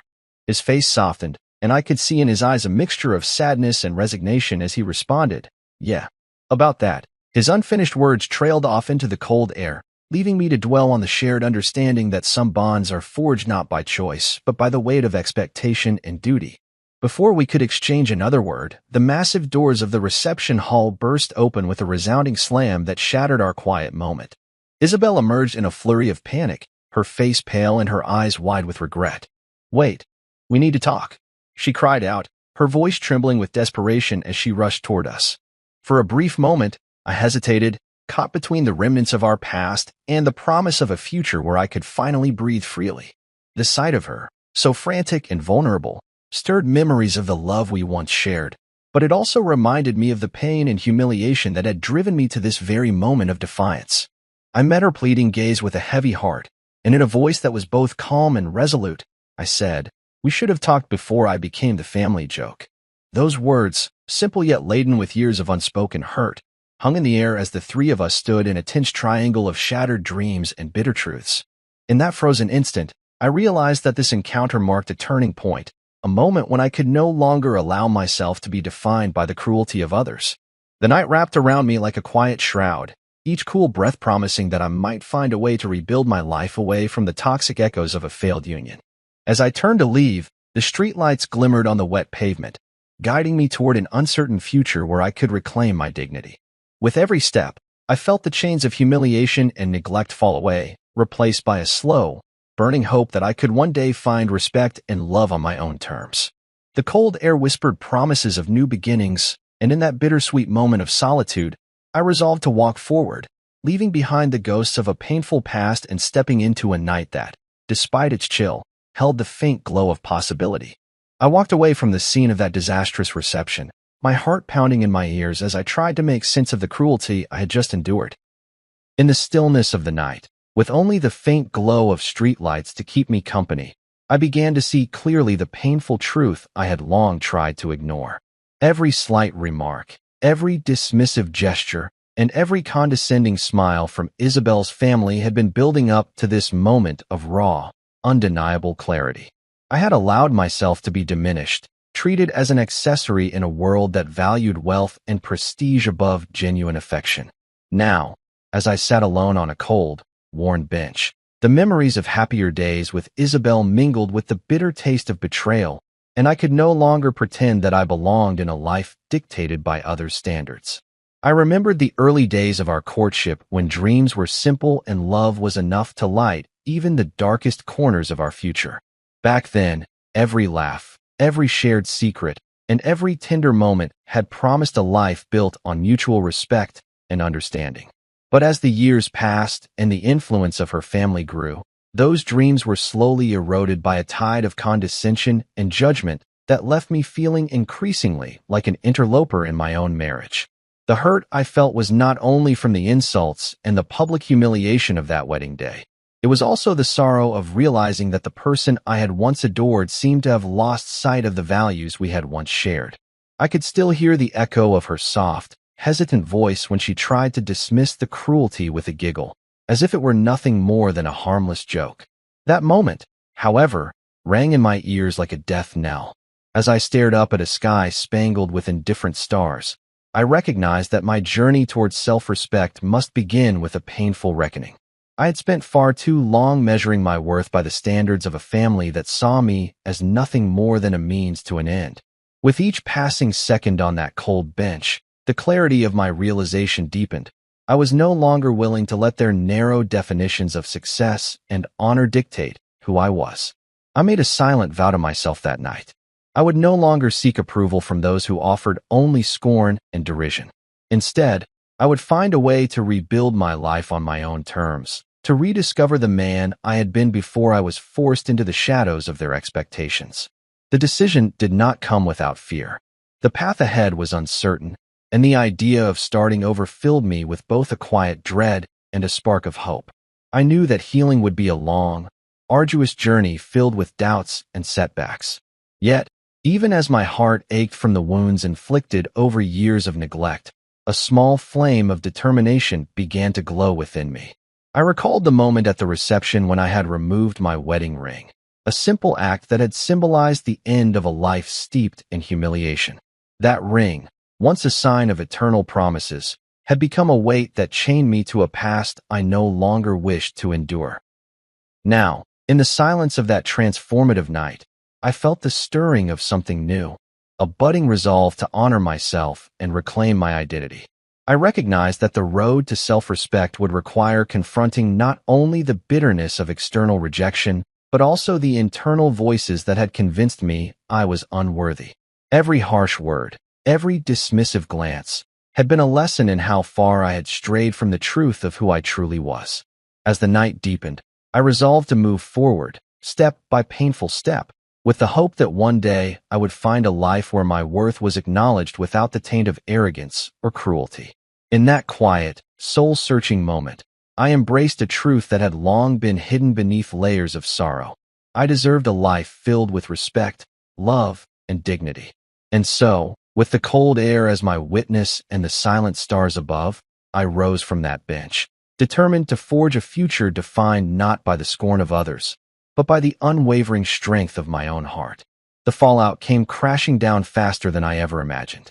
In the days following that painful night, Every small detail of my life seemed to unravel as if it were a fragile thread pulled too tight. I soon learned that actions have consequences no matter how deeply we try to hide behind our silence. When the news reached me, I could hardly believe the chaos that ensued. Eleanor, with her usual air of superiority, was livid. The moment she discovered that the catering balance had not been paid, money that I had been forced to contribute without any respect, I could see the fury in her eyes. It was as if the foundation of her perfectly crafted wedding was beginning to crack, and she blamed not only me, but everyone who had ever questioned her authority. The venue bill, which had been a matter of pride and prestige, now hung over her head like a dark cloud. With each passing hour, the cost of her grand plans grew heavier, and her carefully maintained image began to crumble. I learned that Ryan, the man who had once shared a sympathetic word with me on that cold night, was not immune to the reality of the situation. Witnessing the relentless cruelty directed toward me, he made a decision that caught everyone off guard.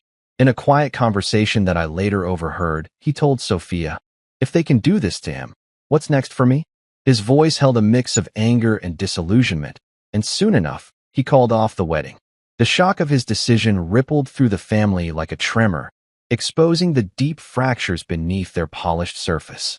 Amidst this unfolding drama, Isabel's calls kept coming, one after the other, desperate messages filled with apologies, pleas for understanding, and a longing for reconciliation.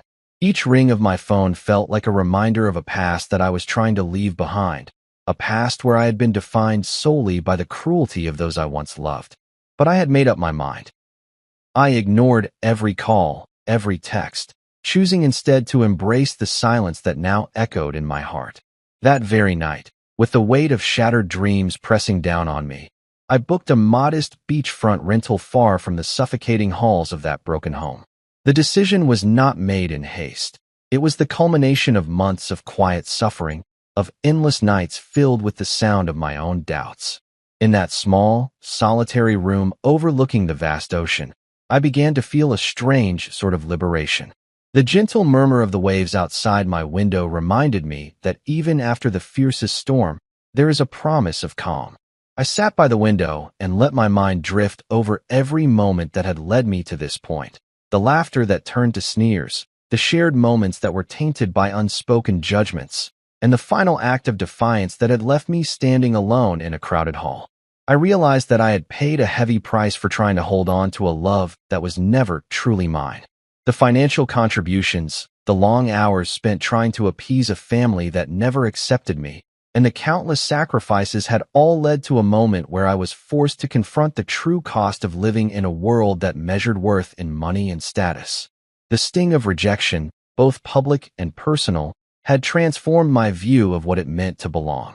I began to see that my life was not meant to be dictated by the shallow expectations of others, but by my own quiet strength and the promise of a future where I would no longer be invisible. In that solitary beachfront haven, with nothing but the sound of the ocean and the vast sky above me, I made a promise to myself. I vowed to rebuild my life, piece by fragile piece, and to find a place where I could stand tall without fear of being ridiculed or dismissed. Each wave that crashed upon the shore carried away a fragment of my old self, a self that had been worn down by constant humiliation, and in its place grew a resolve to reclaim my dignity and start anew. The weight of consequences had pressed down on me like an unbearable burden, but it also freed me to finally see that I deserved a life filled with genuine love and respect, not the empty gestures of a family too blinded by pride to recognize true worth. And so, as the night deepened and the first light of dawn began to stir at the horizon, I took my first step toward a new beginning, determined that the scars of the past would one day fade into the background of a life I would build on my own terms. After many days of solitude at the beach, I had begun to rebuild the shattered pieces of my life. The pain was still raw, yet in the quiet moments of reflection, I discovered a strength I had long forgotten. I spent my mornings watching the gentle waves and my evenings gazing at a sky slowly darkening into a soft twilight. It was during one such evening that I heard footsteps on the gravel path behind my rental. I turned, not expecting anyone, and saw Eleanor standing there, her eyes downcast and voice trembling with remorse. In that moment, I recognized the same woman who had once commanded every room with haughty authority, the woman whose words had cut me deeply and whose actions had repeatedly reminded me of my insignificance. Now, however, she looked fragile, as if the weight of her own mistakes had finally caught up with her. I lost everything. She began quietly, her tone laced with regret. Ryan's family has turned against us, the wedding is canceled, and Sophia is inconsolable. I was wrong in so many ways. I felt a surge of conflicting emotions, anger for the past, sorrow for the present, and a cautious curiosity about the change in her demeanor. I remembered all the harsh words, the calculated insults, and the countless moments when her pride had been a barrier between us. And yet here she was, admitting that money and status had never been the measure of a person's worth. As she spoke, I could see the layers of arrogance peel away, revealing a woman who was painfully aware of her own failings. "I treated you as if you were beneath me," she confessed, her eyes searching mine for a glimmer of forgiveness. "I believed that wealth would fix everything, but it only built walls between us." Her words, simple and unadorned, resonated with the hurt I had carried for so long. I listened in silence as the cool night air mingled with the soft murmur of the waves in the distance. It was a scene I had once thought impossible, a moment when the architect of my pain appeared diminished by her own actions. The anger that had once burned so fiercely within me began to cool into a deep, reflective sorrow. I recalled every humiliation, every instance where I had been reduced to nothing more than a token accessory in a world ruled by vanity and material worth. In that memory, I also saw a glimmer of the man I used to be before all the bitterness set in, a man who believed in love and respect above all else. As the minutes stretched on, we sat together on the worn wooden steps of my small veranda. The silence between us was heavy with all the things left unsaid, the wounds that had not yet healed and the trust that had been shattered beyond immediate repair. I did not speak of my own pain, for the scars were mine to bear. Instead, I allowed her confession to fill the space, wondering if this vulnerability might be the first step toward a new beginning. "I know I cannot undo the past," she continued, her voice softening as if each word was a small offering of atonement. "But I need you to know that I see now that true worth is not measured in dollars or in status, but in the respect we show to one another." Her sincerity stirred something deep within me, a long-dormant hope that maybe, after all these years of hurt and neglect, there could be a chance for healing. I did not offer forgiveness on the spot. I was not sure that I could. Yet, I allowed her to speak, to reveal her inner turmoil and the regret that had taken root in her heart. In that shared silence, I began to realize that change, even in the most rigid souls, might be possible. The night deepened around us, and as the last vestiges of daylight faded, I found myself acknowledging that my own journey towards self-respect might also lead me toward understanding. Eleanor's humbling, painful confession was not a magic cure for the wounds inflicted over years, but it was a genuine step toward breaking down the barriers built by pride and entitlement. I promised myself then to move forward cautiously, carrying with me the lessons of that night, a lesson in the fragile nature of human pride and the possibility of redemption. Even if I never fully forgave her, I realized that I could let this moment mark a turning point in my own life, a moment where I chose to rise above the pain and rebuild my world on my own terms. I had spent many days feeling the empty space where our love once lived, trying to understand if the recent words of apology from Isabel held any real truth or were merely an act to cover old wounds. When she reached out to me, it was as if the cold wind of betrayal met the faint warmth of hope. I remember the day clearly. She came with eyes full of longing and regret, asking for a chance to talk as if that simple act could mend the years of silence and neglect. My heart pounded in my chest as I listened to her, the memories of happier times clashing with the present reality of hurt and misunderstanding. Her voice was soft, trembling with the weight of things unsaid, and she said she did not want to lose me, that she had let others trample over my worth and diminish what we had built together. I looked into her eyes, searching for the Isabel I once loved, the woman who believed that our bond was enough to overcome every hardship. In that moment, I felt a spark of something I had long buried: hope. Yet, as she mentioned therapy and a fresh start, a part of me wondered if this was truly a new beginning or just another act meant to ease her own guilt. I recalled the endless nights spent questioning if I was ever enough, the painful hours when rejection left me cold and empty. Now, facing her plea, I felt torn between the desire to trust and change and the need to protect my wounded heart from further harm. I agreed to think about her words, not for her sake, but for my own need to break free from the bitterness that had long darkened my days.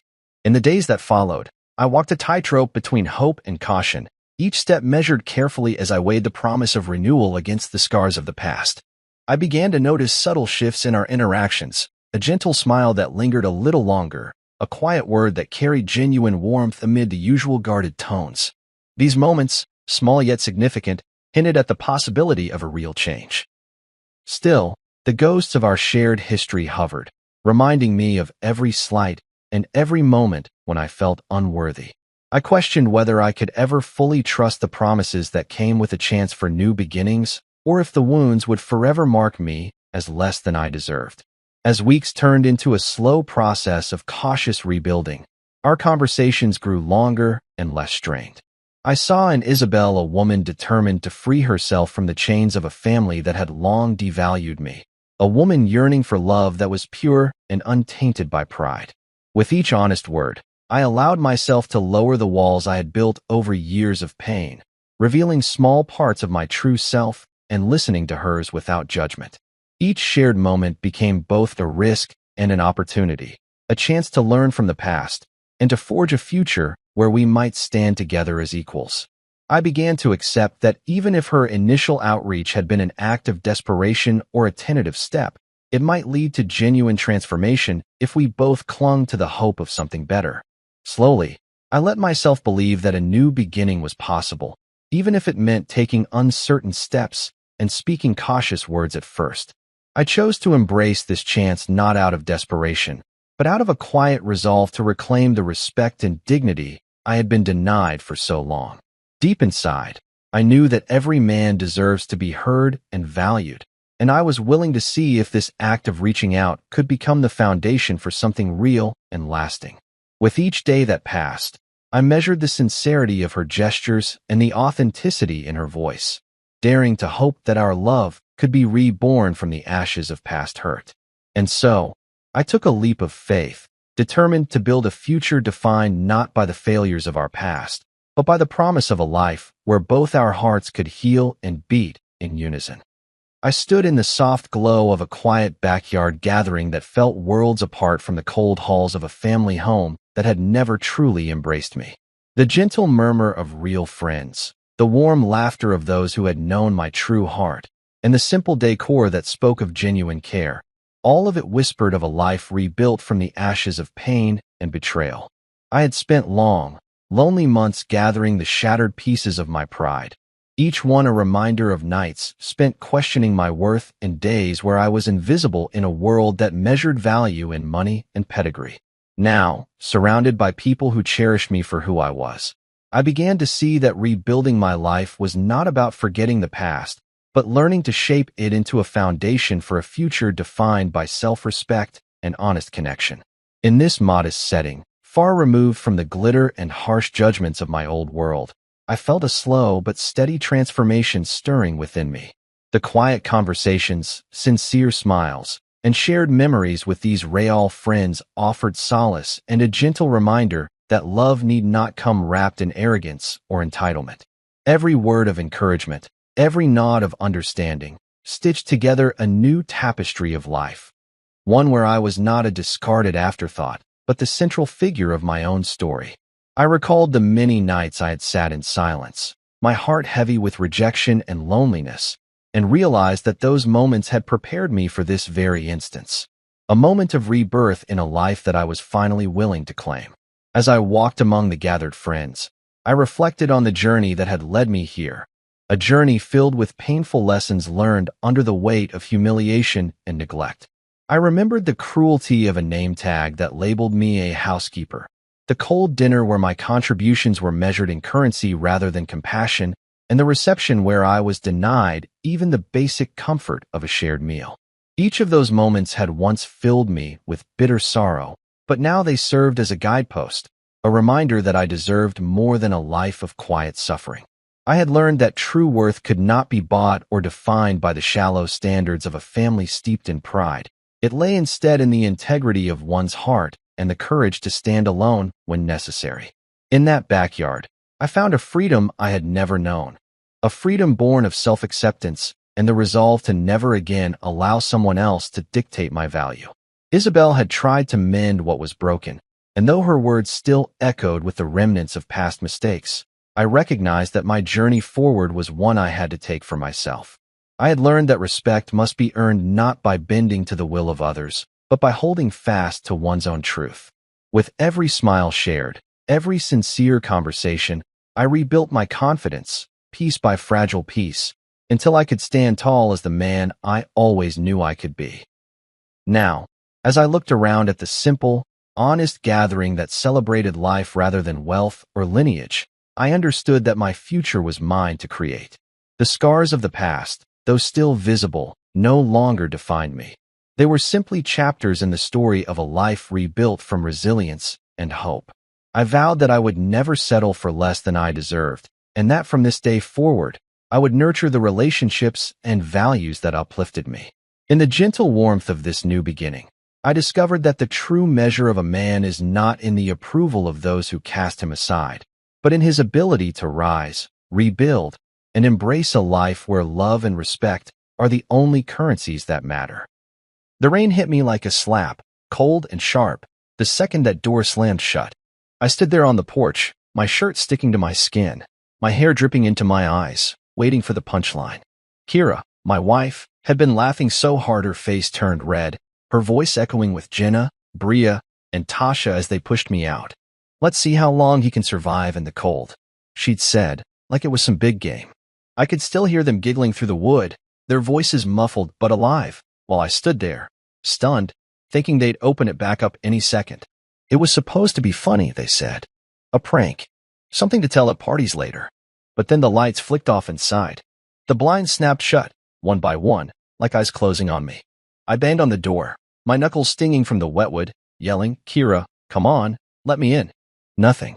Just the sound of rain smacking the ground and my own breathing, heavy and fast. I waited. Minutes turned into an hour. My teeth chattered, my fingers went numb, and still, no one came. I kept picturing her face, those sharp green eyes, that smirk she'd get when she knew she'd won something. I thought maybe she'd crack, feel bad, swing the door open with a fake apology and a towel. But the house stayed dark, silent, dead.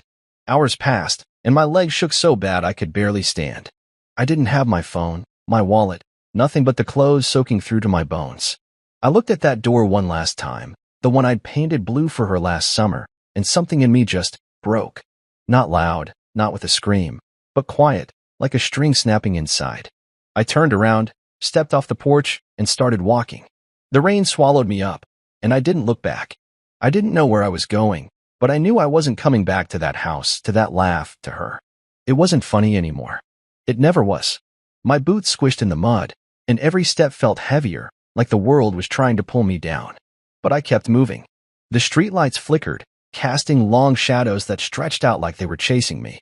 I didn't have a plan, didn't have a clue what came next. All I had was this ache, this raw, jagged thing in my chest telling me I'd been a fool to think she'd ever cared. I walked past our neighbor's house, the one with the yappy dog that always barked at me, but even he was quiet tonight. Maybe he knew. Maybe he saw it coming. I didn't stop to think about what I'd left behind, my keys, my job, my whole damn life. None of it mattered right then. The rain kept pouring and I kept walking, my hands shoved deep in my pockets, my head down against the wind. I don't know how long I went before the cold started to feel normal, like it was part of me now. I passed a gas station, the clerk inside staring at me through the glass like I was some ghost drifting by. Maybe I was. I didn't stop. I didn't ask for help. I just kept going, one foot in front of the other, until the town I'd known for 10 years started to fade behind me. That night, out there in the dark, I wasn't Reed anymore, not the guy who fixed the sink or paid the bills or laughed at Kira's dumb jokes. I was just a man walking away, leaving everything I'd built to rot behind that slammed door. And somehow, that felt right.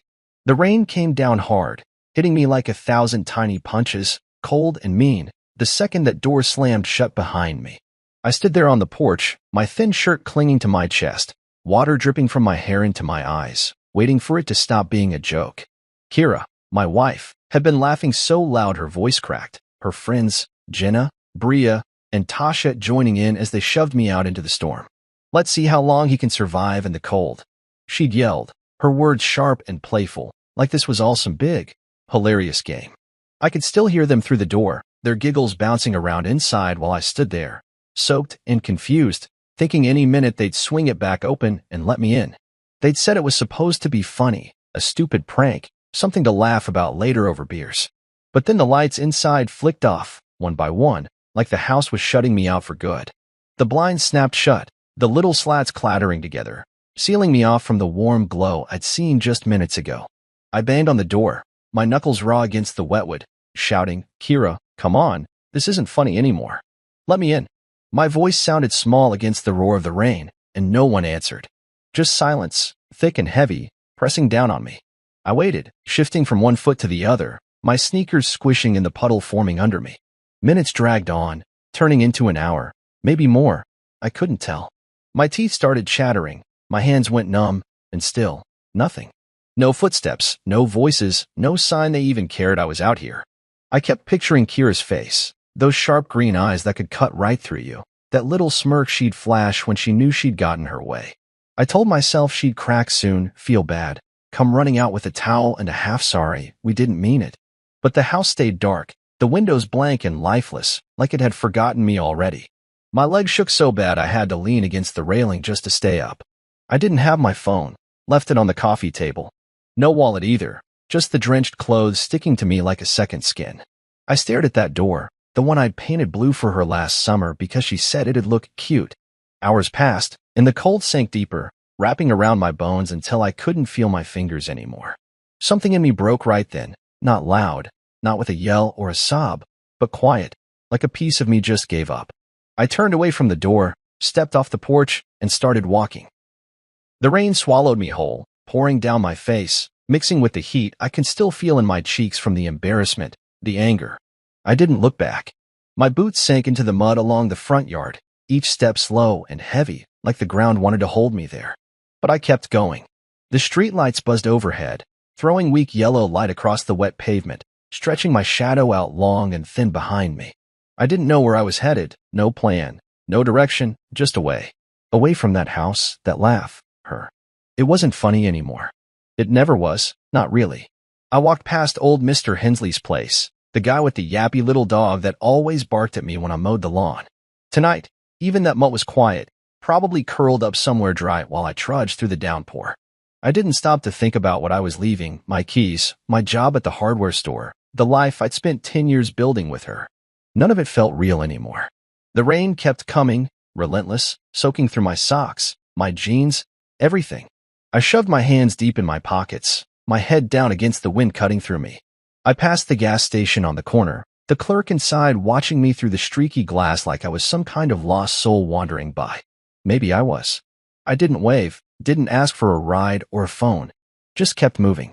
My breath came out in shaky puffs, mixing with the rain, and after a while, the cold didn't even feel cold anymore. It was just there, part of me, like I'd been born into it. The houses thinned out, the streets got narrower, and the town I'd known forever started to blur behind me. That night, out there in the dark, I wasn't Reed anymore, not the guy who fixed leaky faucets or grilled burgers on Sundays or laughed at Kira's dumb little jabs. I was just a man walking away, leaving everything I'd ever known to drown in that storm. And somehow, as the rain beat down and my legs kept carrying me forward, that felt right, like I was finally free, even if I didn't know what came next. The rain hadn't stopped, and neither had I. Not until my legs felt like they'd give out under me. I was miles from home now, somewhere along a stretch of road I didn't recognize, with no wallet, no phone, just the wet clothes hanging off me and this dull, cracked thing inside my chest. My sneakers squished with every step, water seeping out the sides, and my hands were shoved so deep in my pockets I could feel the soggy lint against my knuckles. I didn't know what I was doing, just walking, moving, trying to outrun the sound of Kira's laugh still ringing in my ears. The rain mixed with the heat in my face, that slow burn of shame and anger I couldn't shake, and I kept my head down, watching the pavement blur under my feet. I didn't knock on any doors, didn't wave at the few cars that splashed by, their headlights cutting through the dark. I didn't want anyone's pity, didn't want to explain why I was out here looking like a drowned dog. I just kept going, one step after another, until a pickup truck slowed beside me, its engine rumbling low and steady. The window rolled down, and an old guy with a scruffy beard leaned out, squinting at me through the rain. "You lost, son?" he asked, his voice rough but not unkind. I shook my head, water dripping off my nose. "Just need a ride," I said, my throat tight from the cold. He jerked his thumb toward the passenger's side. "Hop in. Name's Clyde." I didn't argue, didn't care where he was going. I climbed in, the seat creaking under me, and the cab smelled like hay and motor oil. Clyde didn't ask questions, didn't push, just drove, the wipers slapping back and forth across the windshield. I stared out the window, watching the world slide by in streaks of gray and black, and for a while, neither of us said a word. He dropped me off 2 counties over, in some little town I'd never heard of, pulling up to a gas station with a flickering sign. "Take care, kid," he said, tipping his cap before driving off into the night. I stood there under the awning, dripping onto the concrete, my breath fogging in the chilly air. The town was small, barely a main street, a few shops with dark windows, a bar with a neon sign buzzing faintly. I didn't have a dime, didn't know a soul, but I wasn't going back. Not ever. I started walking again, slower now, my body aching from the cold and the miles. A guy in a beat-up coat pointed me toward a shelter a few blocks down, muttering something about it being open late. I found it, a squat brick building with a crooked sign that read, "Hope House." The door creaked when I pushed it open, and the smell hit me right away. Wet shoes, stale coffee, a hint of bleach. Inside, a big guy with a gray buzz cut looked up from a desk cluttered with papers. "You got a name?" he asked, his voice gruff but not mean. "Reed," I said, the word feeling strange in my mouth, like it didn't belong to me anymore. He nodded, scribbled something down, and pointed me toward a row of cots in the back. "Bed's yours. Don't cause trouble." I mumbled a thanks and shuffled over, my wet clothes leaving a trail on the floor. The cot was narrow, the blanket thin, but it was warm, warmer than the rain, warmer than that porch I'd been locked out of. I peeled off my soaked shirt and jeans, draping them over a chair to dry, and sank onto the mattress in my boxers. The springs groaned under me, but I didn't care. I lay there, staring at the cracked ceiling, listening to the snores and coughs of the other guys in the room. My mind kept trying to drag me back to Kira, to the sound of that door slamming, to the way her friends had laughed like I was nothing. But I wouldn't let it. I was here now, in this smelly shelter with a guy named Martin running the show, and that was enough. I didn't sleep much that night, just drifted in and out, the rain still tapping against the windows like it was following me. Every time I closed my eyes, I saw her face, but I pushed it away, focused on the feel of the dry blanket, the sound of my own breathing. This was rock bottom, wet, broke, and alone in a town I didn't know. But it was mine. No one was laughing at me here. No one was slamming doors. I gave them my real name, Reed, because it felt like the first step to figuring out who I was without her. The past was gone, washed away in that storm, and as I lay there, shivering under that thin blanket, I told myself I'd make something new, something better, even if I didn't know how yet. The shelter was a blur of gray mornings and restless nights, but it kept me alive those first few days. Martin, the gruff guy who ran the place, didn't mess around. He handed out rules like they were carved in stone, but he also made sure we ate, even if it was just watery oatmeal and day-old bread. I didn't talk much, kept my head down, still feeling the weight of that slammed door in my bones. My clothes had dried stiff and sour, but they were all I had, so I wore them anyway. One morning, Martin caught me scrubbing my hands in the bathroom sink, trying to wash off the dirt and the shame that clung to me like mud. "You need work?" he asked, leaning against the doorframe, arms crossed. His voice was rough, like gravel crunching under boots, but his eyes weren't cold. I nodded, not trusting my voice yet. He jerked his head toward the street. "Millie's Diner, down the road. Dolores might need a hand. Tell her I sent you." I didn't ask questions, just grabbed my stuff, a beat-up backpack someone had left behind, and headed out. The air was crisp, the rain finally gone, leaving puddles that reflected the pale sky. The diner wasn't far, a squat little building with chipped red paint and a sign that flickered, "Open" in neon. I pushed through the glass door, a bell jingling above me, and the smell of grease and coffee hit me like a warm wave. Inside, it was all worn booths and sticky tabletops, the kind of place that hadn't changed in decades. An older woman stood behind the counter, wiping it down with a rag, her gray hair pulled tight in a bun. She looked up as I walked in, her eyes narrowing like she was sizing me up. "You Martin's boy?" she asked, her voice sharp enough to cut glass. I nodded. He said you might need help. She snorted, tossing me a towel and a faded name tag that said Jim. Dishwasher quit last night. Stole a bottle of whiskey on his way out. You steal, you're dead. Start now. I didn't argue, didn't have the energy to. She pointed me toward the back, a cramped kitchen with a sink piled high with greasy plates and coffee mugs. I got to work, rolling up my sleeves, plunging my hands into the steaming water. The heat stung at first, but it felt good, like it was peeling away the numbness that had settled over me since that night. I scrubbed hard, the clatter of dishes drowning out the noise in my head. I didn't think about Kira, not her laugh, not the way she'd locked me out, not the friends who'd egged her on. I focused on the plates, the way the soap suds slid off them, the rhythm of rinse, stack, repeat. Hours passed, my fingers wrinkling like prunes, my back aching from standing over the sink.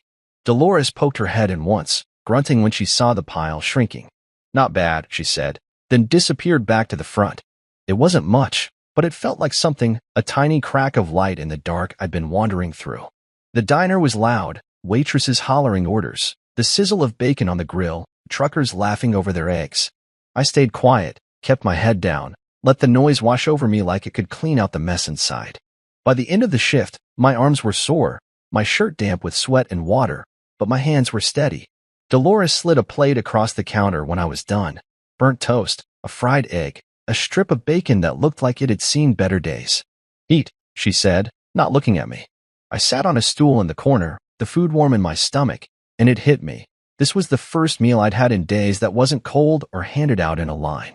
It wasn't much, but it was mine, earned with my own hands.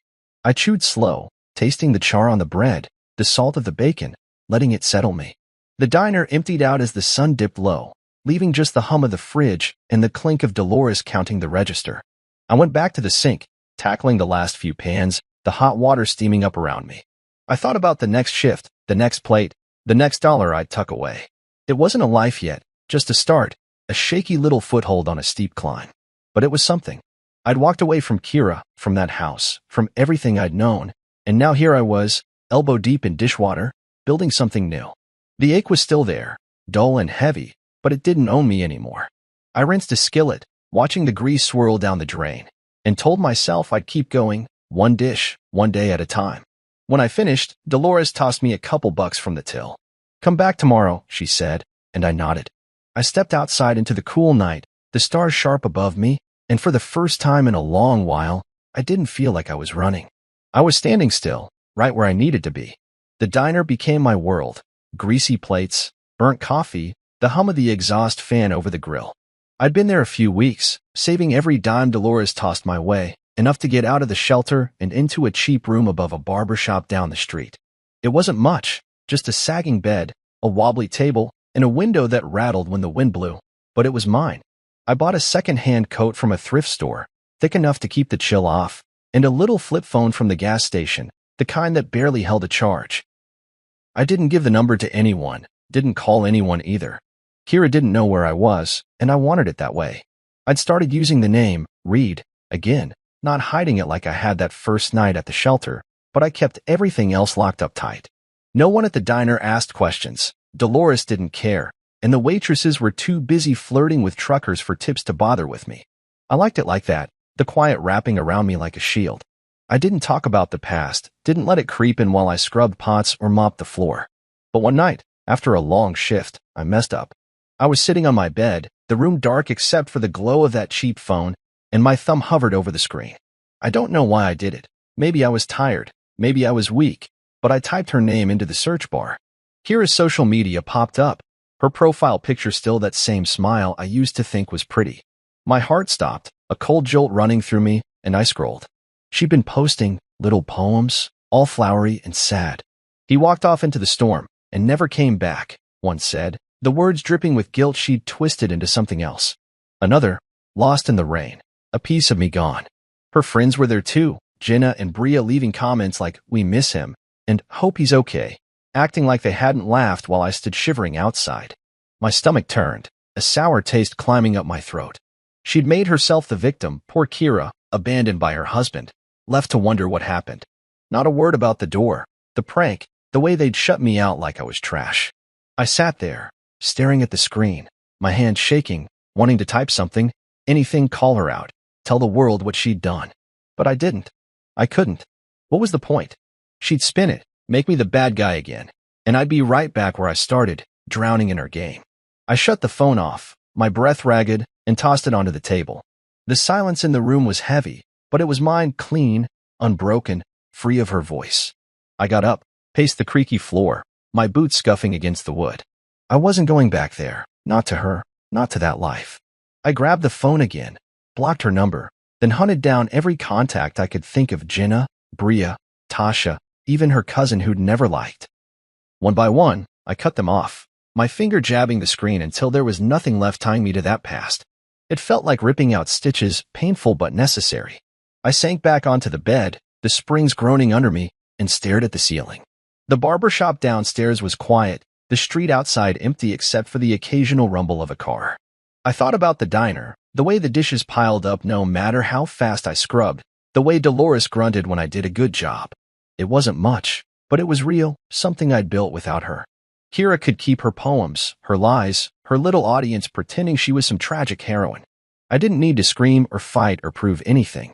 I had this, the sound of my own breathing, the weight of my own choices. I pulled the coat over me like a blanket, too tired to get under the sheets, and let the quiet take over. It wasn't peace, not yet, but it was close.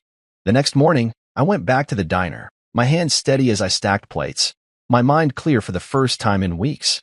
I didn't check her page again, didn't let her name creep into my thoughts. She was looking for me. I knew it, could feel it in the way those posts begged for attention, but she'd never find me. Not here, not in this new skin I was growing into.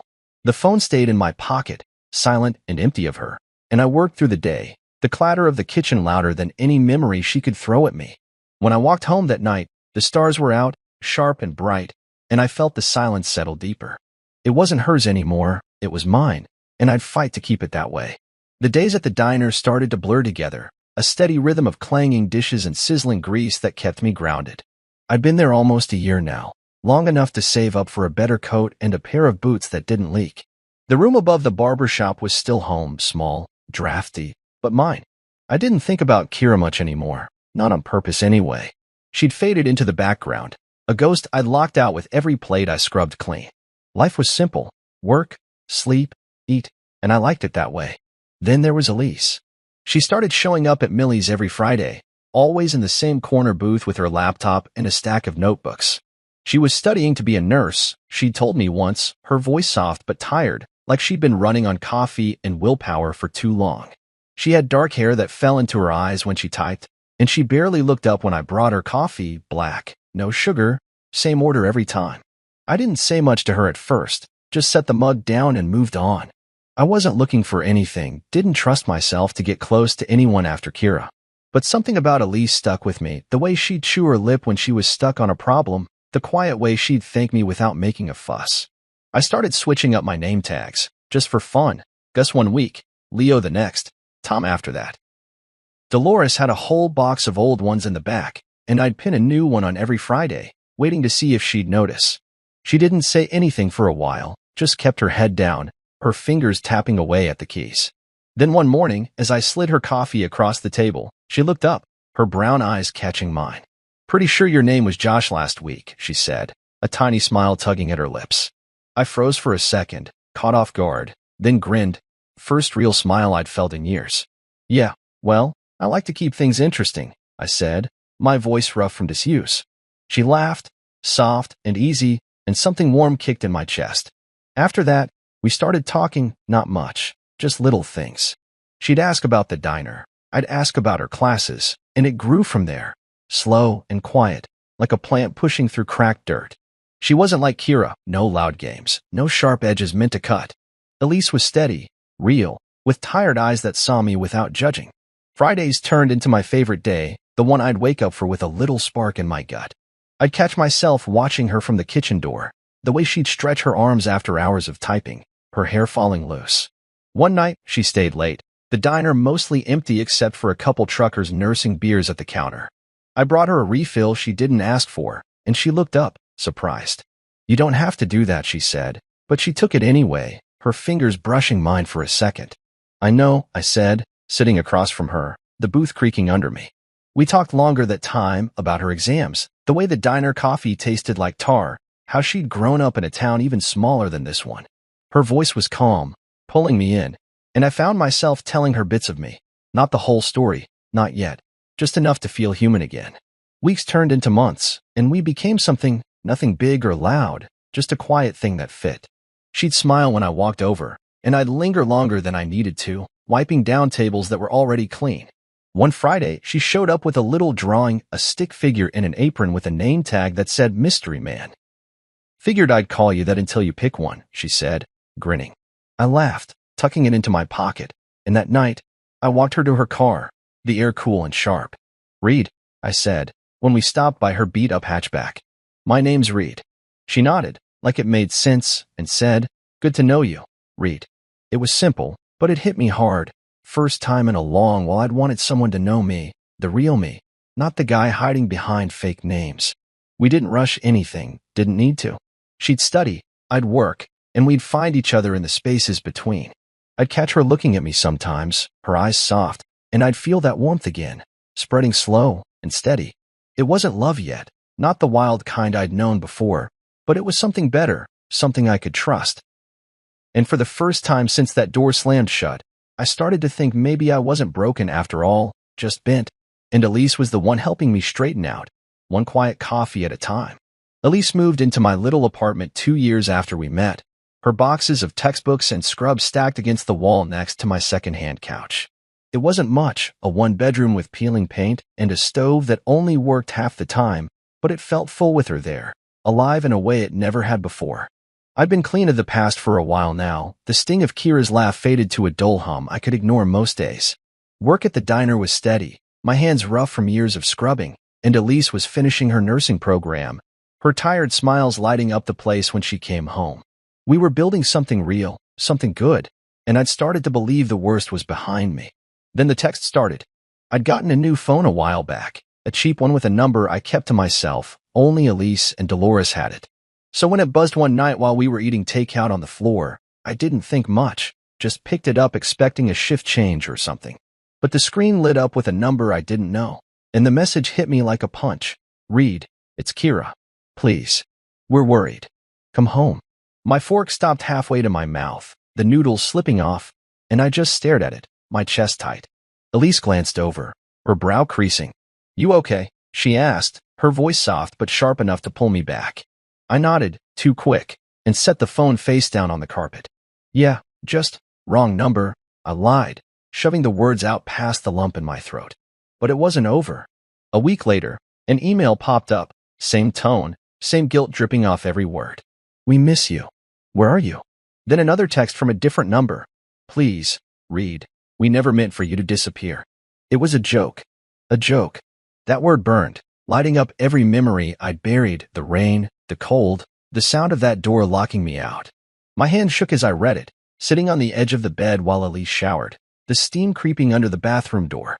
She'd found me. Kira had tracked me down somehow, after all this time, and now she was clawing her way back in.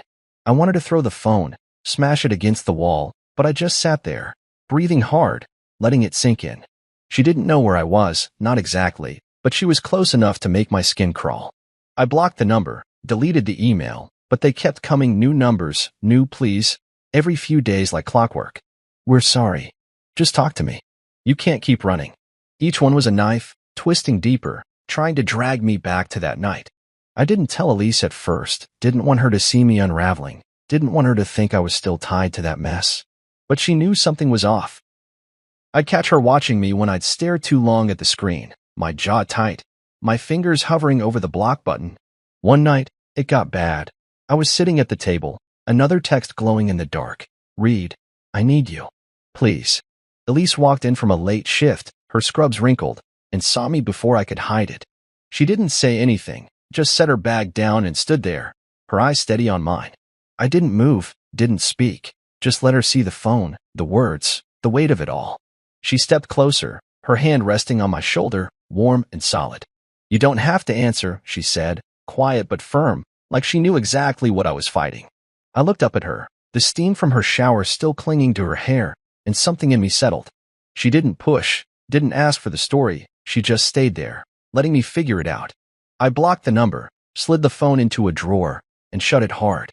It's her, I said finally, my voice low. Kira. She won't stop. Elise nodded, like she'd guessed it all along, and sat across from me, her knees brushing mine. She can't make you go back, she said. This is your home now. Her words were simple, but they hit me deep, cutting through the noise Kira kept trying to shove into my life. I reached for her hand, her fingers curling around mine, and I held on tight. She was right. This was home, here with her, with the life we'd made. I didn't owe Kira anything, not an answer, not a second of my time. The next day, I changed my number again, gave it only to Elise, and left the old one dead in that drawer. The texts stopped eventually, or at least I stopped seeing them, and the quiet came back, stronger this time. Elise didn't bring it up again, just kept being her steady, soft, mine. We'd sit together at night, her head on my shoulder while she studied, and I'd feel the past slip further away, losing its grip. Kira could beg all she wanted, but I was gone from her world, her jokes, her reach.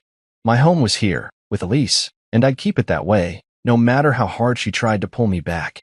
The diner was my rhythm now, plates in, plates out, the hiss of the grill a steady heartbeat I could count on. Elise and I had settled into our little apartment, her nursing shifts and my dishwashing hours weaving together like threads in a blanket. 2 years since she'd moved in, and the past felt like a shadow I'd finally outrun. I didn't check my phone for Kira's messages anymore, didn't need to. The drawer where I'd buried the old one stayed shut, collecting dust. Life was good, simple, mine. Then one morning, Dolores caught me off guard. I was unloading crates of potatoes from the delivery truck, my arm sore from hefting the heavy sacks, when she stomped out of the kitchen, her apron streaked with flour. Read, she barked, her voice cutting through the clatter of the diner. I set the crate down, wiping sweat off my forehead, and turned to her. She had that look, eyes narrowed, lips tight, like she was about to chew me out for something. I'm opening a second place, she said, crossing her arms. Across town. Bigger kitchen, more seats. Want to run it? I stared at her, my mouth dry, not sure I'd heard right. You're serious? I asked, my voice rough from the cold air. She grunted, a sound I'd learned meant yes. You work hard. Don't lie. Don't whine. Say yes or get out. My brain scrambled, trying to catch up. Me? Running a diner? I'd been a dishwasher, a nobody for years, scraping by, keeping my head down. But Dolores didn't joke, didn't waste words. She stood there, waiting, her foot tapping like I was taking too long. I thought about Elise, the way she'd smile when I told her, the way she'd believe in me even when I didn't. Yes, I said finally, the words solid in my mouth.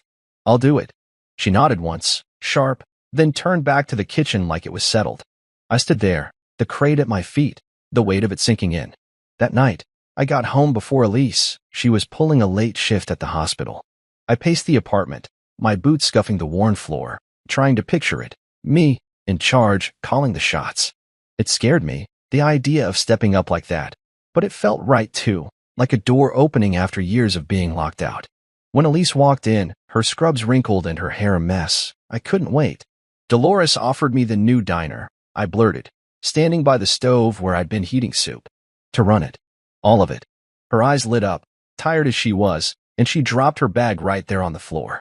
Reed, that's amazing, she said, crossing the room to wrap her arms around my shoulders. Her warmth pressed against me, steady and real. You've got this, she whispered, her breath soft against my neck. I held her tight, her faith sinking into me, and for a second, I heard it, Kira's laugh, sharp and mocking, the one that had followed me out into that rain.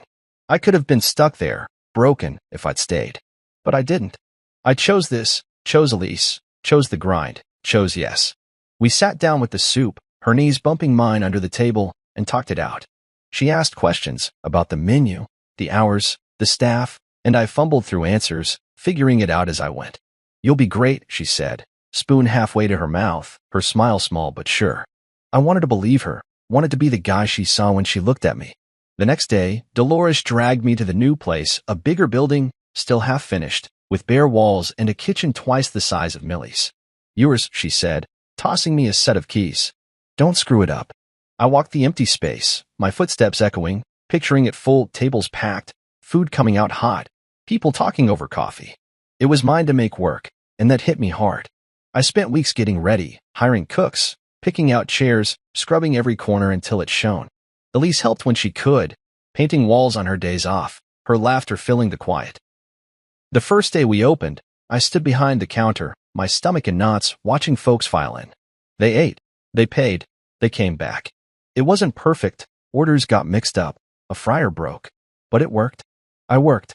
Nights, I'd come home to Elise, her arms pulling me close, and I'd tell her about it, the good, the bad, the way it felt to build something from nothing. She'd listen, her head on my chest, and I'd think about that slammed door, the rain, Kira's voice fading into nothing. This was better, harder, but better. I'd said yes to Dolores, yes to this life, and every time Elise smiled, I knew I'd chosen right. The diner wasn't just a job, it was proof I could rise, proof I was more than the guy they'd locked out. And I wasn't letting it go. Years rolled by like the steady hum of the diner's exhaust fan, each one stacking up into a life I'd fought for. Elise and I got married in a quiet little ceremony, her in a simple white dress, me in a borrowed suit, our daughter born a year later with her mom's dark hair and a laugh that could melt me.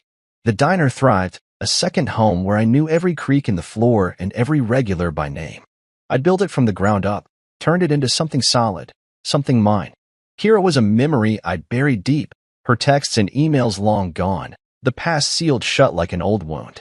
I didn't think about her, didn't need to. My world was Elise, our girl, the clatter of plates on busy mornings. Then one day, she showed up. I was opening the diner, flipping the sign to open and wiping down the counter when I saw her through the glass. Kira, sitting in the corner booth, older now, her hair chopped short, her face thinner, lines carved around her eyes. She wasn't alone. Jenna and Bria were with her, their heads bent low, whispering like they were plotting something. My stomach dropped, a cold weight settling in, but I didn't flinch. I pushed through the door, the bell jingling sharp above me, and walked over. "Read," she said, her voice small, cracked, like she hadn't used it in a while. I stopped a few feet away, arms crossed, waiting. "I've been looking for you for 13 years, she went on, her hands twisting together on the table. "Please. We need help." I didn't say anything, just stood there, letting her words hang. She looked up, her eyes wet, and kept talking. Said the business she'd started with her friends had tanked, her marriage had fallen apart, she was drowning in debt. Jenna chimed in, her voice shaky. "We didn't know where you went. We thought you'd come back." Bria nodded, her lips tight, like she was holding something in. I listened, my boots planted firm on the floor, the smell of coffee drifting from the pot behind me. They were unraveling, right there in my diner, spilling out a mess they wanted me to fix. I didn't yell, didn't curse, didn't ask why they thought I'd care after all this time. I saw Kira's hands tremble, saw the way her shoulders slumped, and I remembered that night. The rain, the door, the way they'd laughed while I stood shivering. "Please, Reed," she whispered, "we're family." Family. The word hit me, but it didn't stick. I thought about Elise, our daughter asleep in her crib, the life I'd built brick by brick. This wasn't my family, not anymore.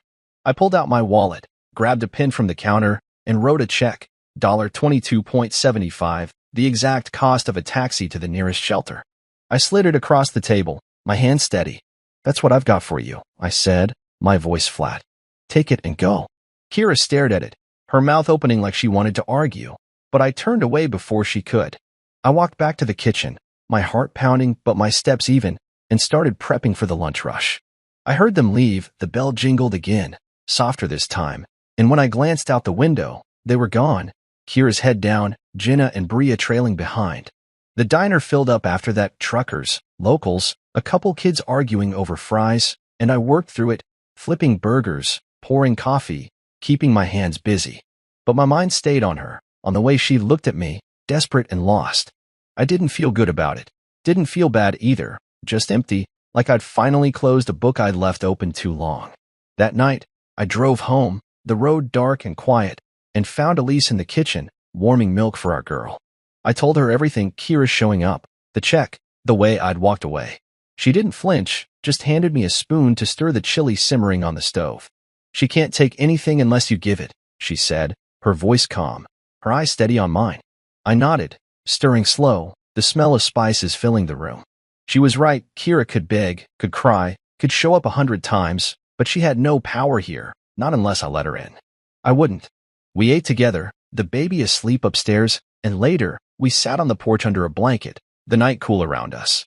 I watched the stars, Elise's hand warm in mine, and felt the past settle where it belonged, behind me, not in me. Kira was gone again, maybe for good this time, and I was still here, standing tall in a life I'd made. The diner hummed in my head, the day's work lingering, but it was the quiet with Elise that held me. Proof I'd risen, proof I didn't need to look back. The diner was buzzing when I left that afternoon, the lunch rush fading into the hum of late-day coffee drinkers. Kira's visit still hung in my head, her tired eyes and trembling hands replaying like a movie I couldn't shut off. I'd sent her away, $22.75 and a cold goodbye, and as I walked to my truck, I glanced back through the window. She was still out there, sitting on the curb across the street, Jenna and Bria hovering close, their voices sharp even from a distance. She was crying, her shoulders shaking, and they were whispering, throwing glances my way like I'd done something wrong. I didn't stop, didn't go back, just climbed into the cab and started the engine, the rumble drowning out the guilt trying to creep in. They were falling apart, right where I'd started all those years ago, but I wasn't them anymore. I'd clawed my way up, built a life that didn't bend to their chaos, and I wasn't about to let it unravel now. The drive home was quiet, the road winding through town, past the barber shop where I'd first landed, past Millie's still standing strong. I thought about that night in the rain, the way I'd walked away with nothing but wet clothes and a broken spirit. Seeing Kira today, begging for help, it hit me. I didn't belong to that world anymore, didn't know it a damn thing. I pulled into our driveway, the little house Elise and I had bought last year glowing warm under the porch light she'd left on for me. Inside, the smell of chili greeted me, spicy and thick, simmering on the stove. Elise was in the kitchen, her hair tied back, stirring the pot, while our daughter giggled in her high chair, smearing mashed peas on her tray. I dropped my keys on the counter, the weight of the day slipping off me, and Elise turned, her smile soft. "Rough one?" she asked, reading me like she always did. I nodded, leaning against the doorway. Kira showed up, with Jenna and Bria. Asked for help. Her spoon paused mid-stir, but she didn't flinch, just looked at me, waiting. I told her the rest. How they'd sat there, how Kira had pleaded, how I'd given them cab fare, and walked away. Elise set the spoon down, wiped her hands on a towel, and came over, her arms sliding around me. "You did what you had to," she said, her voice steady, her cheek pressed against my chest. I held her close, breathing her in, soap and chili and something sweet I couldn't name. "She was crying when I left?" I said, quieter now. "They were a mess." Elise pulled back, her eyes meeting mine. "She can't take anything unless you give it," she said, firm but gentle, like she was handing me a truth I needed to hold on to. I nodded, letting it sink in, and she handed me a spoon. "Stir this. I'll get the bowls." We moved together, easy and quiet, setting the table while our girl babbled, oblivious to the weight I'd carried in. Dinner was simple. Chili, cornbread, a glass of water, but it felt like everything, the warmth spreading through me as we ate. Elise talked about her shift, a patient who'd thanked her with a shaky smile, and I listened, the diner and Kira fading with every word. After, we cleaned up, her washing dishes while I dried, our shoulders brushing in the cramped kitchen. The baby was asleep by then, tucked in upstairs, and we stepped out onto the porch, a blanket draped over us, as we sat on the old swing I'd fixed last summer. The night was cool, the stars bright, and Elise's hand found mine under the fabric, her fingers lacing through mine. "You're not that guy anymore," she said, her voice low, like she knew I needed to hear it. I squeezed her hand, the swing creaking under us. "I know," I said, and I meant it. I'd watched Kira cry, watched her friends scramble, and I hadn't felt the pull to fix it. Not like I would have back then, when I was still tied to her, still hoping she'd care. That Reed was gone, washed away in the rain, replaced by this one. The one who ran a diner, who came home to a family, who chose peace over pity. We sat there a while, the quiet wrapping around us, the porch light casting a soft glow across the yard. I thought about the check, the way Kira's face had crumpled when I slid it over, and I didn't feel triumph or anger, just nothing. She was a stranger now, a piece of a past I'd outgrown. Elise leaned her head on my shoulder, her breathing slow, and I felt the world settle, heavy but right. This was mine, her, our daughter, this house, this life, and Kira couldn't touch it, couldn't shake it loose.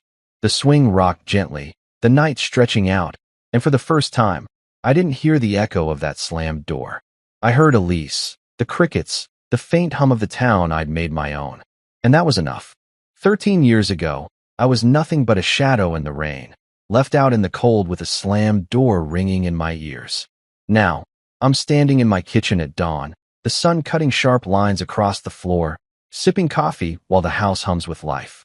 Elise is still asleep upstairs, her soft snores drifting down, and our daughter's tucked in her room, her little chest rising and falling under a quilt I patched together last winter. The diner, my third one now, is waiting for me, ovens warm, staff bustling, another day to keep it all running. I set the mug down, the steam curling up, and lean against the counter, letting the quiet sink in. Kira hasn't tried again. Not since that day she showed up. Not since I handed her that check and walked away. No texts, no emails, no shadows in my booths. I don't know where she is, don't care to, but I know she saw it. The truth in my eyes, the life I'd built without her. I'm not the guy she locked out anymore, not the fool who waited for her to care. I'm Reed, husband, father, man who rose from nothing. And that's the real ending, the one I wrote myself. The morning unfolds slow and steady, the way I like it. I pull on my jacket, lace up my boots, and head out, the air crisp against my face. The drive to the diner is short, the town waking up around me, lights flicking on, a dog barking somewhere down the street. I unlock the place, the familiar jingle of the bell greeting me, and start the routine. Check the ovens, count the till, nod to the cook flipping sausage on the grill. It's mine, all of it, built from years of sweat and stubborn will. Customers trickle in, regulars with their usual orders, and I move between the counter and the kitchen, keeping it smooth. A guy in a plaid shirt asks for extra bacon, a kid spills juice on the floor, and I handle it, calm and sure. This is my world now, not hers. Back then, I thought revenge would be loud, yelling, fighting, making her feel what she'd done. But it's not. It's this, tucking my daughter in at night, her tiny hand grabbing my finger, kissing Elise goodnight as we fall asleep holding hands, watching the sun rise over a life I earned. Kira doesn't get a say in it, doesn't get a piece. She shut me out, and I thank God for it every day, because it pushed me here, to this. Midday hits, and the diner's packed, the clatter of forks and chatter filling the air. I pour coffee for a trucker, wipe down a table, and catch my reflection in the window older now, lines around my eyes, but steady. I think about that night sometimes, the rain soaking through me, the way I walked away with no plan, no hope. It feels like someone else's story, a guy I used to know. I don't hear her laugh anymore, don't feel the sting. It's gone, washed clean by years of hard days and good nights. When the rush dies down, I step outside for a breather, the cool air hitting my lungs.